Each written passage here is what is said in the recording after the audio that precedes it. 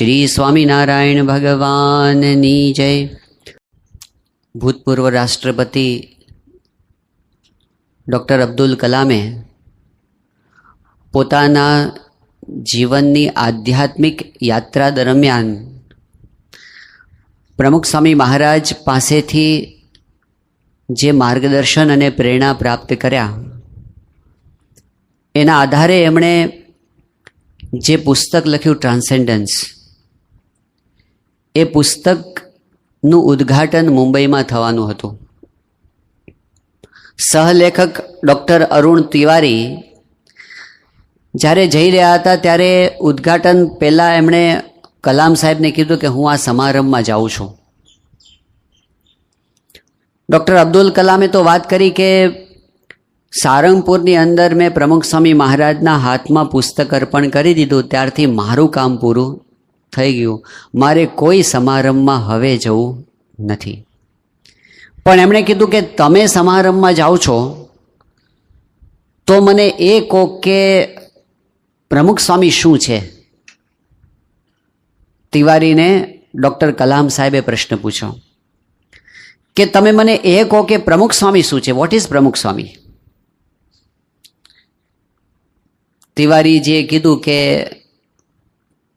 3 પ્રકારના મહાપુરુષો હોય છે, સંતો હોય છે. કેટલાક એવા હોય છે જે શાસ્ત્રના જ્ઞાતા હોય છે, કેટલાક એવા હોય છે જે શાસ્ત્રને સમજાવનારા હોય છે, પ્રીચર્સ, અને કેટલાક સંતો એવા હોય છે જે સ્વયં શાસ્ત્ર હોય છે. તો હું એમ સમજું છું કે પ્રમુખ સ્વામી મહારાજ એક એવા સંત છે જે સ્વયં શાસ્ત્ર છે. ડૉક્ટર તિવારીજી આવું કીધું એટલે ડૉક્ટર અબ્દુલ કલામે કીધું કે 50%, હું તમને 50% માર્ક્સ આપું છું. તો તિવારીજીએ કીધું તો તમે બાકીના 50% તમે ઉમેરી આપો કે મેં જે કહ્યું એમાં શું ખૂટે છે. કલામ સાહેબે કીધું કે શાસ્ત્ર શું કરે છે, શાસ્ત્ર તો માહિતી આપે છે. શાસ્ત્ર બીજાના જીવનની અંદર સિદ્ધ કરાવવું, જીવનનું રૂપાંતર કરવું, લાખોના હૃદયની અંદર આધ્યાત્મિકતાનું સિંચન કરવું, એ એકલું શાસ્ત્ર ન કરી શકે. પ્રમુખ સ્વામી મહારાજ એવા સંત છે જે ફક્ત શાસ્ત્ર નથી પરંતુ શાસ્ત્રના સિદ્ધાંતોને જીવનમાં ઉતારી શકે, લાખોના હૃદયની અંદર એવી આધ્યાત્મિક શક્તિનું સ્વરૂપ એ પ્રમુખ સ્વામી મહારાજ છે. આ કલામ સાહેબનો જે અનુભવ આપણા શાસ્ત્ર વચનો સાથે પણ મળતો આવે છે. ભગવાન સ્વામિનારાયણે વચનામૃતની અંદર વાત કરી છે, ગરડા પ્રથમનું 60મું વચનામૃત, કહ્યું છે કે એકાંતિક ધર્મની વાત શાસ્ત્રમાં તો લખી હોય, પણ જ્યારે એવા પુરુષ પ્રગટ થાય ત્યારે એમના થકી જ એ વાત જીવનમાં ઉતરે છે. ગરડા મધ્યના 13મા વચનામૃતમાં વાત કરી કે આવી ભગવાનના સ્વરૂપ સંબંધી વાત શાસ્ત્રમાં લખી તો હોય પણ સત્પુરુષ પ્રગટ ન થાય ત્યાં સુધી એ વાત હૃદયમાં સ્થિર નથી થતી. आवा सत्पुरुष लोग कहते हैं कागज की लेखी, हम कहते हैं नैनन की देखी. આપણી વચ્ચે રહ્યા, આપણે બધાએ એમને નજરે નિહાળ્યા. એ કંઈક સંદેશ આપવા માટે આ લોકની અંદર આવ્યા હતા. કયો હતો એ સ્વામીનો સંદેશ? અગાઉ આપણે જોયું કે પ્રમુખ સ્વામી મહારાજે એક સંદેશ આપ્યો, ભગવાનમાં શ્રદ્ધા. ભગવાનના કરતાપણાની પ્રતીતિ બોલવામાં ને સાંભળવામાં નહીં, એ પ્રતીતિ એવી હોય જેનાથી આપણને આપણા જીવનના પ્રશ્નોનું સમાધાન મળે. એ કક્ષાની પ્રતીતિ આપણા જીવનમાં દ્રઢ કરવી એ પ્રમુખ સ્વામી મહારાજનો પહેલો સંદેશ હતો. બીજો સંદેશ આપણે સ્વામીશ્રીનો જોયો, એ કયો હતો? બાપા બોલ્યા, દેહ અને આત્મા નોખા છે, એ અમારી ટેકનોલોજી છે. આ શરીરથી આપણું સ્વરૂપ જુદું છે એમ માની બ્રહ્મરૂપ થઈને પરબ્રહ્મની ભક્તિ કરવી, આ પ્રમુખ સ્વામી મહારાજે બીજો જીવન સંદેશ આપણને આપ્યો. અને બાપાનો ત્રીજો સંદેશ જે આપણે ગઈકાલથી સમજી રહ્યા છીએ એ છે પરસ્પરના સંબંધો. આ દુનિયાની અંદર આપણે એકલા નથી. Main is a social animal.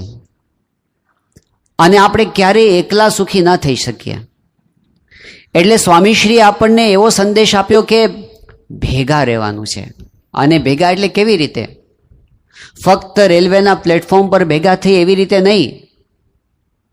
ભેગા રહી એક બની એક દિશાની અંદર આપણે આગળ વધી શકીએ ને. બોચાસણની અંદર પ્રમુખ સ્વામી મહારાજ હતા અને એક શિબિર ચાલી રહી હતી 1993ની સાલમાં. એ વખતે સ્વામી બાપા એક બહુ જ સૂત્રાત્મક પણ મહત્વની વાત કરી હતી. બાપાએ કીધું કે આવડત કોને કહેવાય? પછી સ્વામીએ કીધું ભેગા રહીને કામ કરતા આવડે એનું નામ આવડત કહેવાય. કેટલીક વખત આપણને જોવા મળે છે કે બહુ જ સ્કિલફુલ માણસ હોય, આવડત ઘણી બધી હોય, પોતાની રીતે ઘણું ચલાવવા સમર્થ હોય, પણ એને કોકની સાથે મૂકો ને તો એ નિષ્ફળ જાય. આવું થયું એક કંપનીની અંદર અમેરિકામાં. એટલો બધો હોશિયાર માણસ કે કંપનીને વિચાર આવ્યો કે આની નીચે જો 50 માણસ મૂકીને એને ટીમ લીડર બનાવી દે ને તો પોતાની જેવા બીજાને તૈયાર કરી શકે. બહુ જ સફળ વ્યક્તિ, પણ જ્યારે 50 જણ એના હાથ નીચે મૂક્યા ને તો એ ફેલ ગયો. મશીન સાથે કામ કરી શક્યો, માણસ સાથે કામ ન કરી શક્યો. એકલા થાય, ભેગા મળીને કરી શકીએ છીએ? બીજા કોઈને આપણે આવકારીને આપણી સાથે રાખી શકીએ છીએ? તો બાપાના જીવનમાં એ હતું. એક વખત એક સેન્ટરની અંદર બાપા પધાર્યા અને એ વખતે ત્યાં જે કાર્ય કરતા હતા સત્સંગના, એ કેટલાક પ્રશ્નોની અંદર ગૂંચાયેલા હતા અને રાહ જ જોતા હતા કે સ્વામી બાપા આવે ને એટલે આપણે ઉભરો ઠાલવવો. બાપાને મળ્યા અને એમણે પોતાના મનના જે પ્રશ્નો હતા બધા સ્વામી પાસે રજૂ કર્યા કે સ્વામી, આ જે કામ કરવાનું થાય છે ને એમાં ફલાણાની સાથે મને કામ કરવામાં આ પ્રોબ્લેમ થાય છે, આની સાથે કામ કરવામાં આ પ્રોબ્લેમ થાય છે, એટલે મને છે ને તમે મહેરબાની કરી અને આ સેવામાંથી છૂટો કરો અને મારું રાજીનામું તમે સ્વીકારો. સ્વામી બાપા એની બધી વાત સાંભળી અને પછી બાપા એકદમ ગંભીરતાથી બોલ્યા, સ્વામી કે એક કામ કરો, તમે રાજીનામું આપી દો અને હુંય રાજીનામું આપી દો. આવું કીધું ને એટલે પેલા જે હરિભક્તા હતા એકદમ ચોંકી ગયા. સ્વામીએ કીધું કે ઝેર ખાઈને પણ આપણે ભેગા રહીને કામ કરવું પડશે.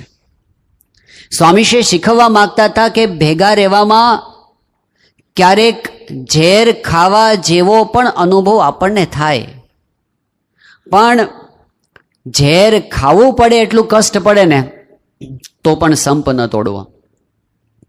એ સહન કરીને પણ નોખા ન પડવું, ભેગા રહેવું, એ બાપાનો સંદેશ હતો. સ્વામી આ ઈચ્છતા હતા આપણી પાસેથી. ગરડાની અંદર અગ્રેસર કાર્યકર્તાઓનો દિવ્ય સન્નિધિ પર્વનો કાર્યક્રમ ચાલતો હતો અને એમાં સિદ્ધિ બાપા સાથે પ્રશ્નોત્તરી ચાલતી હતી. એમાં એક પ્રશ્ન એવો રજૂ થયો, બહુ જ પ્રેક્ટિકલ પ્રશ્ન. સ્વામીને કીધું કે સ્વામી, કામ કરવા જઈએ ને ત્યારે શું થાય છે? ઘણી વખત એવું થાય છે કે આપણે જો બધાને ભેગા રાખવા જઈએ અને સંપ રાખવા જઈએ ને તો કામ બગડે, અને કામને પ્રાયોરિટી આપવા માટે જઈએ તો સંપ બગડે. તો કોને મહત્વ આપવું? સંપને સાચવવો કે કામની ક્વોલિટીને સાચવવી? પ્રમુખ સ્વામી મહારાજે સીધો જ જવાબ આપ્યો, બાપા કે આપણે સંપ સાચવવો. કદાચ થોડુંક કામ વધતું ઓછું થાય તો એ જવા દેવું, પણ સંપને પ્રાયોરિટી આપવી. તો સામે પ્રશ્ન એવું પૂછે કે સ્વામી, પણ અમને મધ્યસ્થ કાર્યાલયમાંથી માર્ક્સ આપવામાં આવે છે, કામ કેવું કર્યું એના માર્ક્સ મળે છે. જો આપણે ચલાવી લઈએ અને જો આપણે સંપના વિચારની અંદર કાર્યની ક્વોલિટીને ડાઉન થવા દઈએ તો પછી અમારા માર્ક્સ ઓછા થાય. પ્રમુખ સ્વામી મહારાજે તરત જ કીધું કે તમારા કાર્યના માર્ક્સ કરતાં સંપના માર્ક્સ વધારે છે. એ માર્ક્સ આપણને સીધા જ ગુરુના હૃદયમાંથી મળે છે. એ કોઈ પેપર પણ આંકડા નથી આવતા, પરંતુ જે સંપ રાખવા માટે ઘસાય છે, જે પોતે ખમે છે, જે અનુકૂળ થાય છે, જે પોતાના મનગમતું મૂકે છે, જે પોતાના સ્વભાવને છોડે છે સંપ રાખવા માટે, એને ચોક્કસપણે વધારે માર્ક્સ મળે છે ગુરુના હૃદયમાંથી મળે છે, સ્વામીના હૃદયમાંથી મળે છે. એટલે એમની એ ઈચ્છા બહુ જ રહેતી સ્વામીની કે આપણે બધા કોઈ પણ સંજોગોની અંદર સંપને ઘસારો ના આવે, સમાસ થાય, એવી એમણે ઈચ્છા આપણી પાસેથી રાખી હતી. ગઈકાલે આપણે એ વિચાર કર્યો હતો કે જ્યારે આપણે સંપ રાખવાનો થાય ત્યારે આપણને પ્રોબ્લેમ એ થાય છે, કેટલીક વ્યક્તિઓ એવી હોય છે જેના સ્વભાવ વિચિત્ર હોય છે, અને એ વ્યક્તિ સાથે કામ કરવામાં આપણે બહુ ડિફિકલ્ટી અનુભવ કરીએ છીએ કે આ માણસ કેમ સમજતા નથી. ધારો કે આપણને એવું કહી દેવામાં આવે કે આ દુનિયાની અંદર છે ને તમે કોઈ પણ 5 બાબતોમાં ફેરફાર કરી શકશો, સુધારો કરી શકશો, તો 1 મિનિટ વિચાર કરવા જેવો છે, આપણે શું સુધારીએ? જો આપણને એવી શક્તિ આપી દે કે તમે 5 વસ્તુઓ સુધારી દેશો, તો આપણે શું સુધારીએ? ભારત અને ચાઇનાના સંબંધો સુધારીએ? શું સુધારીએ? આ ભારતની અર્થનીતિ બદલીએ? આપણા પાડોશીને બદલી નાખીએ? ઘણાને એમ હોય છે આ પાડોશી જાય ને તો સારું. ઘરના કોઈ વ્યક્તિનો સ્વભાવ બદલીએ? આપણી આર્થિક સ્થિતિ બદલીએ? શું બદલી નાખીએ? 5 વસ્તુઓ બદલવાની છે. કેટલા જણને એવો વિચાર આવે કે હું મારી જાતને બદલું? પણ એ આધ્યાત્મિક સત્ય છે, એ પ્રમુખ સ્વામી મહારાજનો જીવન સંદેશ છે કે આપણી આજુબાજુનું બધું બદલાઈ જાય, પણ આપણે જ્યાં સુધી નહીં બદલાઈએ ને ત્યાં સુધી આપણને સાચું સુખ કે શાંતિ મળવાના નથી. એટલે પ્રમુખ સ્વામી મહારાજે મોમ્બાસાની અંદર એ વાત કરી કે જ્યાં સુધી આધ્યાત્મિકતા નહીં આવે ત્યાં સુધી સંપ નહીં આવે. આપણને એમ છે કે એ વ્યક્તિ બદલાઈ જાય તો બહુ સારું, પણ ગઈકાલે આપણે જોયું તો સ્ટીફન કવિએ એવું કીધું કે don't expect other people to change your self, others will follow you. આરંભ આપણે પોતાનાથી કરીએ કે આપણે જો બદલાશું તો સામેવાળા વ્યક્તિ ઉપર એની અસર થશે જ. અને પ્રમુખ સ્વામી મહારાજ એ જ વાત આપણને વારંવાર કહેતા. સ્વામીશ્રીએ વાત કરી કે સામેવાળા કદાચ બદલાય કે ન બદલાય. પ્રમુખ સ્વામી મહારાજના આ જે વચનો છે જે એમણે 1998ની સાલમાં કહ્યા હતા, 1989ની સાલમાં સ્વામીશ્રી બોલ્યા, સામેવાળો સંપ સુરતભાવ રાખે કે ન રાખે, પણ આપણે જ રાખવાનો છે. સામાની તો વાત જ ક્યાં કરવાની છે? સંપ સુરતભાવ આપણે જ રાખવાનો છે, અને તે માટે આપણે જ ખમવું પડે, ઘસારો વેઠવો પડે, આપણા મનની વાતો મૂકી દેવી પડે, આપણા સ્વભાવ મૂકવા પડે, અને એને અનુકૂળ થવું પડે, તો જ સંપ સુરતભાવ રહે. પહેલાં આપણે બદલીએ તો બીજા પર એની અસર થતી હોય છે. આપણે બદલવું કઈ રીતે? સ્વામીશ્રીએ એના માટે સરસ સૂત્ર આપ્યું છે. એક વખત બાપાને એવો પ્રશ્ન પૂછવામાં આવ્યો, પરિવારની અંદર સંપ વધારવા માટે શું કરવું? સ્વામીશ્રીએ હજારો પરિવારોની સમસ્યાઓને સાંભળી છે, વાંચી છે, એના ઉકેલ આપ્યા છે. એમનો અનુભવ એટલો વિશાળ છે ને. સ્વામીશ્રીને પૂછ્યું ને સડસડાટ એમણે પોતે, એવું નહીં કે મને અઠવાડિયાનો તમે સમય આપો, અથવા તો હું થોડાક પુસ્તકો વાંચી લઉં અને પુસ્તકોમાંથી તારણ કાઢું અને પરિવારમાં સંપ માટે કયા કયા મુદ્દા જોઈએ વિચારીને તમને કહું, એમ નહીં. સ્વામીશ્રીને જેવો પ્રશ્ન આપ્યો અને સ્વામીએ સડસડાટ 4 મુદ્દા લખી નાખ્યા.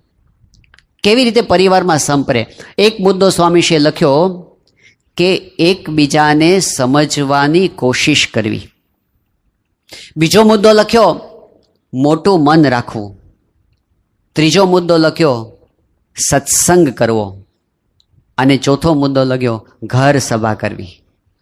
4 જ વાક્યોની અંદર સ્વામીશ્રીએ આ દુનિયાની અંદર સંપ વિશે જેટલું કાંઈ લખાયું હશે, જેટલું કાંઈ બોલાયું હશે, એ બધાનું તારણ કાઢીને પોતાના અનુભવના આધારે આપી દીધું છે. જુઓ, જે વિદ્યાર્થી છે ને એ પ્રશ્ન ન સમજતો હોય ને એનો જવાબ બહુ લાંબો હોય, અને જે ડૉક્ટર બરાબર નિદાન ન કરી શક્યા હોય ને એનું પ્રિસ્ક્રિપ્શન છે ને બહુ લાંબુ હોય. એમ જ્યારે આપણને સ્પષ્ટતા ન હોય ને ત્યારે આપણા જવાબો લાંબા હોય છે. જ્યારે સ્પષ્ટતા હોય ને ત્યારે જવાબ બહુ ટૂંકો અને મુદ્દાસરનો હોય છે. સ્વામી બાપાના હૃદયમાં કેટલી સ્પષ્ટતા છે, અને સડસડાટ 4 મુદ્દા લખીને આપી દીધા. પહેલો મુદ્દો એમણે આપી દીધો, આ પરિવાર એટલે ખાલી ફેમિલીની વાત નથી. એ જ વસ્તુ સત્સંગમાં લાગુ પડે, એ જ વસ્તુ ધંધામાં લાગુ પડે, એ જ વસ્તુ સમાજમાં અને દેશમાં લાગુ પડે. સ્વામી કહે છે કે 4 મુદ્દા છે. એમાં પહેલો મુદ્દો એ છે, બીજાને સમજવાની કોશિશ કરવી. અહીં ઘણી વખત આપણને એમ થાય છે કે કામ લંબાઈ છે. બીજાને સમજવા એટલે બીજાનો દ્રષ્ટિકોણ સમજવો. કોઈ એક વ્યક્તિના ચશ્મા હોય એ બીજી વ્યક્તિને લાગુ નથી પડતા, કારણ કે દરેકની આંખના નંબર જુદા જુદા હોય છે. જેવી રીતે આંખના નંબર જુદા જુદા હોય છે ને એવી રીતે બધાના મગજના નંબર એ જુદા જુદા હોય છે. એટલે આપણને લાગતો કે હું મારા અનુભવથી કહું છું, પણ સામેવાળો કે હું મારા અનુભવથી કહું છું. એક જણ 6 કે અને બીજો જણ 9 કે. પ્રશ્ન શું છે? આપણી ધીરજ નથી હોતી. બીજાને સમજવા માટે બીજાને સાંભળવા પડે, અને આપણે એટલું બધું કહેવાનું હોય છે ને કે સાંભળવાની નવરાશ નથી હોતી. કદાચ સામેવાળી વ્યક્તિને આપણે સાંભળીએ, પણ સાંભળતા આપણા મનમાં વિચાર જ ચાલતો હોય છે કે જવાબ શું આપવાને, એ બોલ્યા પછી મારે શું બોલવાનું છે, શું કહેવું છે, એના જેટલા વિચાર કરીએ છીએ ને એની જગ્યાએ બધા જ વિચારો મૂકી અને પ્રામાણિકતાથી સાંભળવો ને. સ્વામી બાપાની વિશેષતા આ છે, એમણે છે ને આખી જિંદગી બધાને સાંભળ્યા છે. આખી જિંદગી એમણે 7.5 લાખ પત્રો લખ્યા છે, પણ એની પહેલા 7.5 લાખ પત્રો વાંચ્યા છે. લાંબા પત્રો વાંચ્યા છે. લખ્યા છે તો ઓછા, 80 પાનાના કાગળ વાંચ્યા છે. લખ્યા છે 2-3 પાનામાં કે 5 પાનાની અંદર. સાંભળ્યું છે કેટલું બધું આપણું એણે. મુલાકાતોની અંદર સાંભળ્યું છે, મિટિંગોની અંદર સાંભળ્યું છે, ફોનની અંદર સાંભળ્યું છે, અને એમાં બહુ જ ધીરજ રાખી છે. સામેવાળી વ્યક્તિને સમજવા માટે કાન આપવા પડે, હૃદય આપવું પડે, અને બાપાએ એ આપણને આપ્યું છે.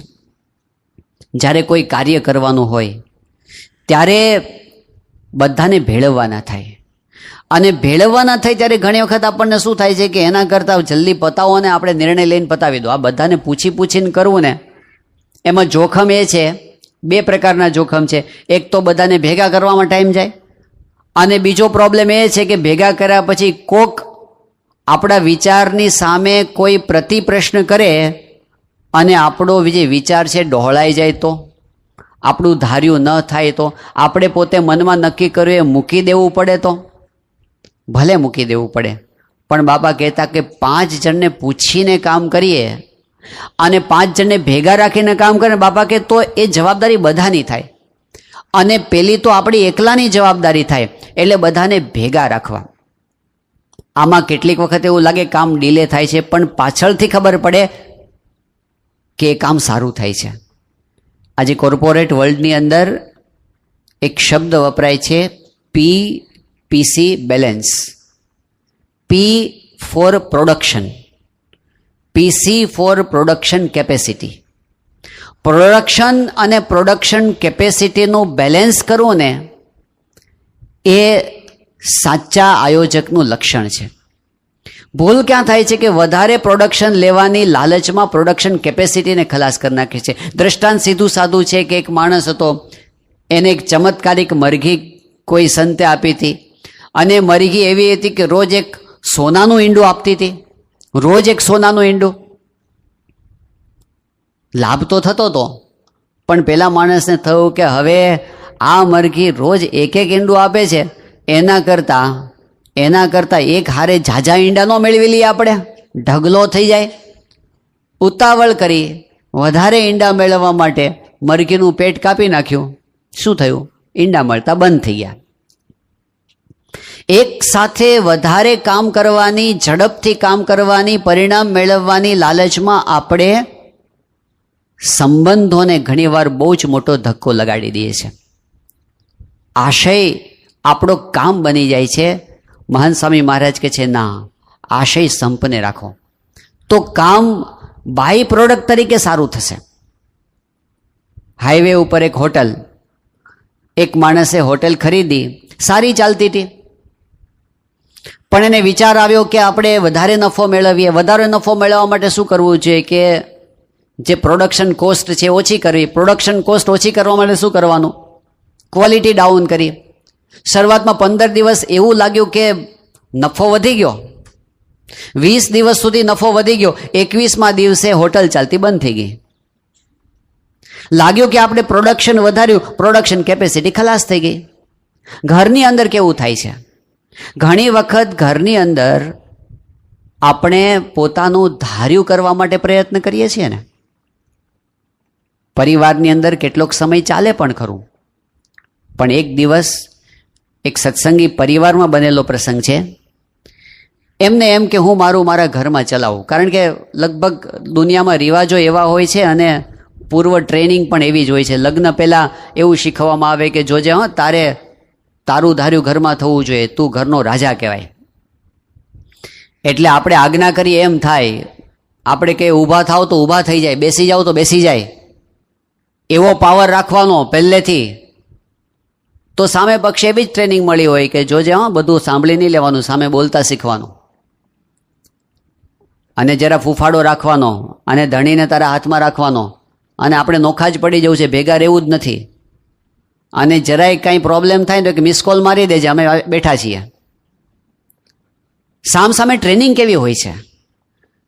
લગ્નમાં રિવાજો એવા હોય છે કે કોણ પહેલાં ઊભું થાય છે ને કોણ પહેલાં બેસી જાય છે, ઘરમાં જાજુ હાલે એમ. હલાવા ભેગા થયા છીએ. કુટુંબ આ રીતે નથી ચાલતું. તો પરિવારમાં પ્રસંગ કેવો બન્યો કે એ ભાઈને એમ કે હું મારું ઘરમાં ચલાવું, અને ચાલ્યું ખરું. ચાલ્યું એટલે 15-17 વર્ષ સુધી ચાલ્યું. એ ઘરમાં આવે ને કરફ્યુ થઈ જાય, એ બોલે એમ જ થાય, ઓર્ડર છૂટે ને થવું જ જોઈએ કામ, બધા આગા પાછા થઈ જાય, બહુ પાવર બતાવો. પણ એક દિવસ એવો આવ્યો ને, છોકરા મોટા થઈ ગયા, અને એક દિવસ એક સાથે જે બળવો ફાટ્યો ઘરના બધા વ્યક્તિ તરફથી, અને એવી પરિસ્થિતિ આવી ગઈ કે ધ્રુસકે ને ધ્રુસકે સંતો પાસે આવીને રડે. એણે કીધું કે મારા ઘરમાં મારું કોઈ માનતું નથી, અને મારી દશા બહુ ખરાબ કરી દીધી છે આ લોકોએ. સંતોએ એમના દીકરાને બોલાવીને પૂછ્યું, શું છે? દીકરાઓએ કીધું, પૂછો જ ખરા, 17 વર્ષ એણે શું કર્યું છે ઘરમાં એ પૂછો. આપણને લાગે કે થોડોક સમય ચાલી ગયું, કદાચ એ ચાલતું હોય ને એ વખતે પણ હૃદયથી એ આપણી સાથે ઘરના લોકો ના હોય. તો આપણે કામ કરી નાખવાની અને ધાર્યું કરાવવાની લાલચની અંદર સંબંધોને ઘણીવાર બહુ જ નુકસાન પહોંચાડી દેતા હોય છે. અને એમાં જો સૌથી વધારે અસર કરતી હોય ને તો એ છે આપણી વાણી. બહુ નાની ઉંમરથી આપણે બોલતા શીખી ગયા છીએ. આપણે લગભગ 1.5-2 વર્ષના હતા ત્યારથી બોલતા શીખી ગયા છીએ.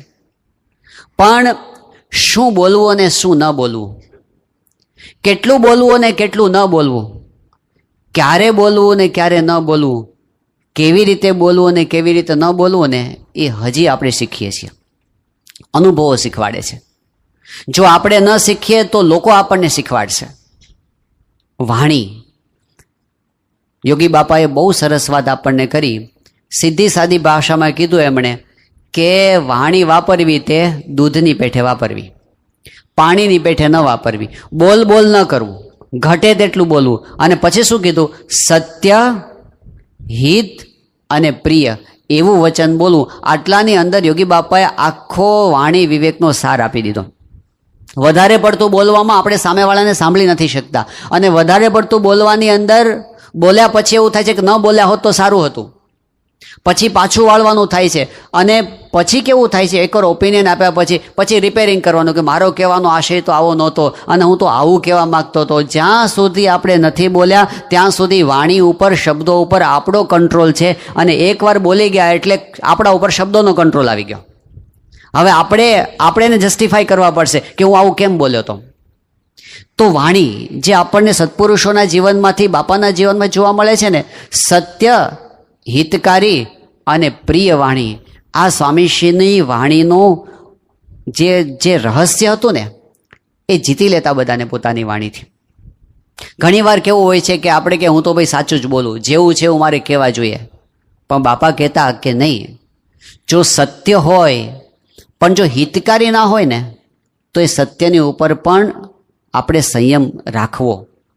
જો સત્ય હોય અને હિતકારી પણ હોય, પ્રિય ના હોય ને તોય નુકસાન કરે છે. નાની નાની વાતની અંદર કેવું થઈ જાય છે. એક ઘરની અંદર બનેલો પ્રસંગ છે. અમદાવાદની અંદર એક કિશોર, એના પપ્પાને ખરું કે પ્રિય શબ્દ નહીં બોલવાનો, બસ ખબર નહીં કેટલાકને ટેવ જ એવી હોય છે અને એમાં ગૌરવ માનતા હોય છે કે મારી વાણી તો આકરી છે અને હું તો તીખી વાણી જ બોલું અને મને તો તડ અને ફડ કરવાની ટેવ, એનું પોતે ગૌરવ સમજતા હોય છે. તો છોકરો એના પપ્પા પાસે ગયો, કીધું પપ્પા જુઓ 80% માર્ક્સ લાવ્યા. એને બહુ જ આમ ઉત્સાહ હતો કે મારા પપ્પા મને અભિનંદન આપશે. અને જેવો આમ રિઝલ્ટ બતાવ્યું ને એના પપ્પાએ જોયું, એ કે કીધું રખડ રખડ કરે છે, જો હરખું ભણ્યો હતો 90% આવત. અરે પણ આજના દિવસે તો અભિનંદન આપી દો એને, ન આપી શક્યા. અસર કેવી થઈ, જો એ છોકરો મંદિર આવીને સંતોને કહે કે મારો બાપ રાક્ષસ છે. બાપની સામે નથી બોલી શક્યો, પણ એના મન પર તો આ પ્રિન્ટ પડીને, આજે નહીં કાલે એનું રિઝલ્ટ આવશે, કાલે એનું પરિણામ આપશે. બાપાના જીવનમાં દેખાય કેટલું પ્રોત્સાહન આપે. પ્રિય વાણી. અમને ખબર છે, અમે લોકો જ્યારે ભગવદ્ ગીતાનો અભ્યાસ કરતા હતા સારંગપુરની અંદર, અને એ વખતે બાપાની સમક્ષ એવું હોય કે અભ્યાસ કરનારા સંતો છે ને બધી રજૂઆત કરે જે શીખ્યા હોય ને એમાંથી. એમાં અમારા વર્ગના જે સંતો હતા એમને એવો વિભાગ મળ્યો હતો કે ભગવદ્ ગીતા ઉપર સંશોધનાત્મક પ્રવચન કરીને બાપાના ભોજન દરમિયાન રજૂ કરવા. અડધો કલાકના પ્રવચનો હોય. સ્વામી બહુ જ પ્રેમથી સાંભળે. હવે આપણે તો વિદ્યાર્થી કહેવાય, નાના કહેવાય સંતો, પણ સ્વામી એકાગ્રતાથી સાંભળે ભોજન કરતાં કરતાં. એમાં રોજનો ક્રમ એવો હોય કે એ સંતનું પ્રવચન પૂરું થાય પછી બાપા પાસે જઈએ, બાપાને રાજી કરવા માટે જ કર્યું, અને બસ આ એક જ હોય કે સ્વામી એકવાર અમી દ્રષ્ટિ કરીને રાજી થાય અને આપણને આશીર્વાદ આપે. સ્વામી બોલાવે, પછી સ્વામી એને પોતાના હાથે પ્રસાદ આપે અને સ્વામી અભિનંદન આપે, અને એમાં પ્રવચનમાં જે સારી વસ્તુઓ એ પણ સ્વામી કહે કે તમે આ વાત બહુ સારી કરી. રાજી થઈ જાય સંતો. તો એક દિવસ એવું હતું કે અમારા સહાધ્યાયી સંત હતા અનિર્દેશ સ્વામી, એમનું પ્રવચન હતું. હવે પ્રવચન થોડું લાંબુ ચાલ્યું, એટલે બાપાનો ક્રમ એવો હોય કે ભોજન કરી લે, પછી હાથ ધોવાઈ જાય, પછી તરત જ મુલાકાતો હરિભક્તોની ચાલુ થાય, એટલે સંતોને તરત ઊભા થઈને નીકળવું પડે. આમાં એમનું પ્રવચન લાંબુ થયું, બાપાના હાથ ધોવાઈ ગયા. સામે પેલું રોસ્ટ્રમ હોય મુલાકાતનું, એ ગોઠવાઈ ગયું. હરિભક્તો લાઈનમાં આવી ગયા હતા, એટલે પછી એમણે પ્રવચન તો પૂરું કર્યું અને બાપા પાસે આશીર્વાદ લેવાઈ ગયા. એ દરમિયાન કોઈક સંત બાપાને કંઈક પૂછવા માટે ગયા, એટલે બાપા એમની સાથે વાતચીત કરતા હતા. અનિર્દેશ સ્વામી આવ્યા, સ્વામી એક હાથે એમને આશીર્વાદ આપી દીધા, પેલું પ્રસાદ પણ એમને આપી દીધો, પણ વાતચીત ના થઈ. સંતની સાથે સ્વામીએ જે વ્યવહારલક્ષી કંઈક સૂચના આપવાની હશે એટલે એમાં પડ્યા હતા. એ પૂરું થયું, અનિર્દેશ સ્વામી જતા રહ્યા, પછી હરિભક્તોની મુલાકાત ચાલુ થઈ ગઈ. હવે મુલાકાત રોજના ક્રમ પ્રમાણે 1.5 કલાક જેટલી મુલાકાત ચાલી અને પછી બાપા બપોરે આરામ માટે જતા હતા. સ્વામી બાપા પલંગ પર પોતે પોઢ્યા અને લાઇટ બંધ થઈ ગઈ અને બધા જ જતા રહ્યા હતા. સ્વામી અચાનક કે અનિર્દેશને બોલાવો. એટલે બધાને એમ કે બાપાને કંઈક અર્જન્ટ કામ હશે. તાત્કાલિક બાર જે સંતો હતા એમાંથી શોધીને અનિર્દેશ સ્વામી બાપા બોલાવે છે. એટલે તરત એ અંદર ગયા અને બાપા સૂતા હતા, એટલે અંધારામાં એકદમ અનુમાન થઈ જવાનું. પલંગ પાસે પહોંચીને નીચે બેઠા. બાપા કંઈ કામ હતું? સ્વામી કે આવી ગયા? એ કે હા બાપા. સ્વામીએ એમનો હાથ પકડ્યો, એને માથે આશીર્વાદ આપ્યા અને પછી બાપા કહે કે આજે પ્રવચન બહુ સારું કર્યું. બસ આટલું કહેવા માટે સ્વામીએ બોલાવ્યા હતા. કોઈ દિવસ આપણને એવો વિચાર આવે છે કે આજે ઘરમાં સારી રસોઈ બની તો અભિનંદન આપવાના રહી ગયા છે. ન બની હોય એ દિવસે બોલે, પણ બની હોય એ દિવસે પ્રિય વાણી. સ્વામીશ્રી એ શીખવાડ્યું છે કે સત્ય, હિતકારી અને પ્રિય વાણી બોલવી. આની અંદર ધીરજ રાખવી પડે છે. વાત આપણે કરતા હતા એમાં સામેવાળી વ્યક્તિને સમજીને કામ કરવાનું હોય. દ્રષ્ટિકોણને સમજવા માટેનો પ્રયત્ન કરવો અને બીજાને સાંભળવા માટેની તૈયારી રાખવી. ઝડપી નિર્ણય ન કરવો અને કર્યા પછી પણ બીજાને પૂછવું કે આ ઓપિનિયન બરાબર છે. સ્વામી બાપાની રીત કેવી હતી? એ તો સર્વ કલા કોવિદ હતા. બધામાં એમને ખબર પડે. રસોઈ કેવી કરવી એ ખબર પડે, બાંધકામ કેવું કરવું એ ખબર પડે, કોઈ સમયો હોય એની અંદર આ સભા કાર્યક્રમ કેવો રાખવો એની બાપાને ખબર પડે. સ્વામી તો કલા કોવિદ હતા, બધી જ એમને ખબર પડે, એકાઉન્ટમાંય ખબર પડે અને એમને પથ્થરોમાંય ખબર પડે અને કોઈ ચિત્રકલાની અંદર એ ખબર પડે, મૂર્તિ કેવી બનાવે એમાંય ખબર પડે. પણ છતાંય બાપા પૂછતા કેટલું. ગાંધીનગર અક્ષરધામનું નિર્માણ કાર્ય ચાલતું હતું. ઘણો પ્રસિદ્ધ પ્રસંગ છે કે એ વખતે બાપા પોતે ગાંધીનગર જ આવ્યા હતા. હવે જે અક્ષરધામ ટીમના સંતો હતા અને જે મુખ્ય કાર્યકર્તાઓ હતા એ લોકો ઘણા સમયથી એક પ્રશ્નમાં ગૂંચવાતા હતા. અક્ષરધામની ફરતી પ્રદક્ષિણા કરવી એ તો નિર્ણય થઈ ગયો હતો અને પ્રદક્ષિણાનું કામ ચાલુ થઈ ગયું હતું. પણ પ્રોબ્લેમ એ હતો કે અક્ષરધામની પ્રદક્ષિણા જો આખી પ્રદક્ષિણા કરે તો જ એને પ્રદક્ષિણા કહેવાય અને જો આખી પ્રદક્ષિણા આપણે કરી દઈએ બંધ તો ફ્રન્ટમાંથી અક્ષરધામના દર્શન ન થાય અને જો આપણે અક્ષરધામના દર્શન કરવા માટે આગળનો ભાગ ખુલ્લો રાખીએ તો પ્રદક્ષિણા તૂટી ગઈ કહેવાય. એટલે કોઈ આખી પ્રદક્ષિણા ફરી ના શકે. શું કરવું એનો ઉકેલ જ કોઈ નહોતો આવતો. સ્વામી બાપા પધાર્યા હતા. પછી રાતના સમયે બાપા પાસે મિટિંગ થઈ, કેટલાક મુદ્દાઓની ચર્ચા થઈ. એમાં પછી આ મુદ્દો પણ આવ્યો કે બાપા હવે આનો ઉકેલ આવતો નથી. હજી એમાં આપણે ડિસ્કશન્સ કરીએ છીએ, હજી કેવી રીતે કરવું એનું સમાધાન નથી મળ્યું. ડિસ્કશન ચાલુ હતું ને પછી સ્વામીને આરામનો સમય થયો એટલે મિટિંગ બધી પૂરી થઈ ગઈ. સ્વામી કહે આપણે કાલે જોશું. બીજે દિવસે સવારે સાઇટ ઉપર ગયા બધા સંતો સાથે બાપા અને જે જગ્યાએ પેલો પ્રોબ્લેમ હતો ને ત્યાં સ્વામી આવીને ઊભા રહ્યા. સ્વામી કહે કે મને એક વિચાર આવે છે, રાત્રે સૂતા સૂતા મને આ વિચાર આવ્યો છે. બાપા કહે કે તમે બધા વિચાર કરજો કે અનુકૂળ છે કે કેમ. અને પછી સ્વામી કીધું આપણે કામ કરીએ કે પ્રદક્ષિણા છે ને એ તો આપણે આખી પૂરી ન કરીએ, પરંતુ આ જે જગ્યા છે અક્ષરધામનો ફ્રન્ટ ભાગ ત્યાં આગળ આપણે પ્રદક્ષિણાની જ ઊંચાઈનું એક પ્લેટફોર્મ બનાવી દઈએ, આપણે એક પોડિયમ બનાવી દઈએ અને પ્રદક્ષિણા ત્યાં આટલો ભાગ ખુલ્લો રાખી દઈએ જેથી ફ્રન્ટમાંથી અક્ષરધામના દર્શન થાય. આટલું કીધું ને ત્યાં તો બધાને એકદમ કે $1 million સજેશન. બાબા કરવા જેવું જ છે. સ્વામી કે ઉભા રહો, આ તો મને વિચાર આવ્યો છે, તમે બધા ભેગા થઈને પાછા શાંતિથી વિચાર કરજો, જો અનુકૂળ આવે તો તમે કરજો, બાકી આ પ્રમાણે જ કરવું એવો મારો આગ્રહ નથી. આપણને શું થાય, હવે જો મેં એક વિચાર કરી લીધો છે અને તમે બધા આમ કરવાનું છે. ટીમમાં બધાને ભેગા રાખીને કામ કરવો ને એ બાપાની હથોટી હતી અને એના માટે ધીરજ કેટલી રાખતા. ગઢડાની અંદર અક્ષર દ્વાર, એક દ્વારનું નિર્માણ થયું. આપણે જે ફ્રન્ટમાં આજે અત્યારે જે દ્વાર જોઈએ છે ને એ નિર્માણ થયું. સંતો ગોંડલ ગયા હતા બાપા પાસે. બાપાને કીધું બાપા દરવાજો બની ગયો, દરવાજાનું નામ શું રાખીએ? એટલે બાપા કે તમે શું વિચાર કર્યો છે? સ્વામી જો પહેલાં સામે સાંભળે છે. એટલે સંતો કે બાપા આપણે કદાચ મહારાજનું આ ધામ છે એટલે આપણે શ્રીજી દ્વાર એવું નામ રાખી શકીએ, અથવા તો અક્ષરધામનો દરવાજો કહેવાય એટલે અક્ષર દ્વાર એવું કંઈક નામ આપણે રાખીએ. સ્વામી બધું સાંભળ્યું. પછી સ્વામી કહે કે આપણે પેલું ભજન ગાઈએ છીએ ને યજ્ઞ પુરુષને દ્વાર. એટલે સંતો કે બાપા યજ્ઞ પુરુષ દ્વાર રાખવું છે? સ્વામી કે સારું લાગે છે. તો કે સારું બાપા આપણે રાખી દઈએ યજ્ઞ પુરુષ દ્વાર. સ્વામી કે નહીં, આ તો મને વિચાર આવ્યો છે, પણ જ્યારે આપણે સમિતિની મિટિંગ બોલાય ત્યારે બધાને આપણે આ સૂચન કરવું અને પછી બધાને જો ગમે તો આ નામ રાખવું. મને ગમી ગયું એટલે તમે રાખી જ દો એવો આગ્રહ સ્વામીનો ક્યારેય નહોતો. અને કેટલી ધીરજ. ગોંડલની અંદર 2010ની સાલમાં બાપા પધાર્યા અને ત્યાં આગળ ગોંડલમાં શરદ પૂર્ણિમાનો ઉત્સવ આવતો હતો. શરદ પૂર્ણિમાના 2 દિવસ પહેલાં બહુ જ ભારે વરસાદ પડ્યો અને એટલો બધો વરસાદ કે નોર્મલી શરદ પૂર્ણિમાનો ઉત્સવ જે જમીન પર થાય છે ખેતરની જમીન છે અને એ જમીન તો પોચી જમીન, વરસાદને લીધે એટલો બધો ગારો થઈ ગયો. બધા સંતોને આયોજકોને ખબર પડી ગઈ કે આ ગારો કંઈ 2 દિવસમાં સુકાવાનો નથી, એટલે આપણે જે જગ્યાએ ઉત્સવ કરે છે ને એ જગ્યાએ થઈ શકે એવી સંભાવના નથી. તો શું કરવું? વિકલ્પ વિચારતા હતા. પછી વિચાર આવ્યો કે આપણે આ મંદિરનું જે પ્રાંગણ છે ને એ જ મોટું પ્રાંગણ છે, એમાં આપણે બધાને સમાવેશ કરી દઈએ અને સ્ટેજ તરીકે આપણે મંદિરનું પોડિયમ છે એનો જ ઉપયોગ કરીએ. એટલે બાપા અને સદગુરુ સંતો ત્યાં બિરાજમાન થાય અને સામે ફ્રન્ટની અંદર જ જે વિશાળ ચોગાન છે એમાં સભા થઈ જાય. આ આયોજન બધાએ વિચાર્યું ને ત્યાં નીચે તો બધે પથ્થર ફિટ કરેલા છે એટલે ગારાનો પ્રશ્ન નથી. સ્વામી બાપા સવારે પૂજામાંથી પાછા આવતા હતા. હવે સંતોને જે વિચાર આયોજકો હતા એને એક પ્રોબ્લેમ શું નડ્યો કે ગોંડલની અંદર એ જે મંદિર હતું એ મંદિરની બરાબર સામે વચ્ચોવચ્ચ એક મોટો સ્તંભ હતો. એ સ્તંભ શાસ્ત્રીજી મહારાજના વખતથી ત્યાં પધરાવવામાં આવ્યો હતો. કીર્તિ સ્તંભ એને કહેતા હતા. અને ધર્મસ્થાનોની જે પેલી જૂની પ્રણાલિકા હતી એ પ્રમાણે દાજી બાપુ નામના એક હરિભક્ત અને એમનો સંકલ્પ હતો એટલે આ કીર્તિ સ્તંભ ઊભો કરવામાં આવ્યો હતો. એના પરિવારે એ વખતે સેવા કરી હતી કીર્તિ સ્તંભની.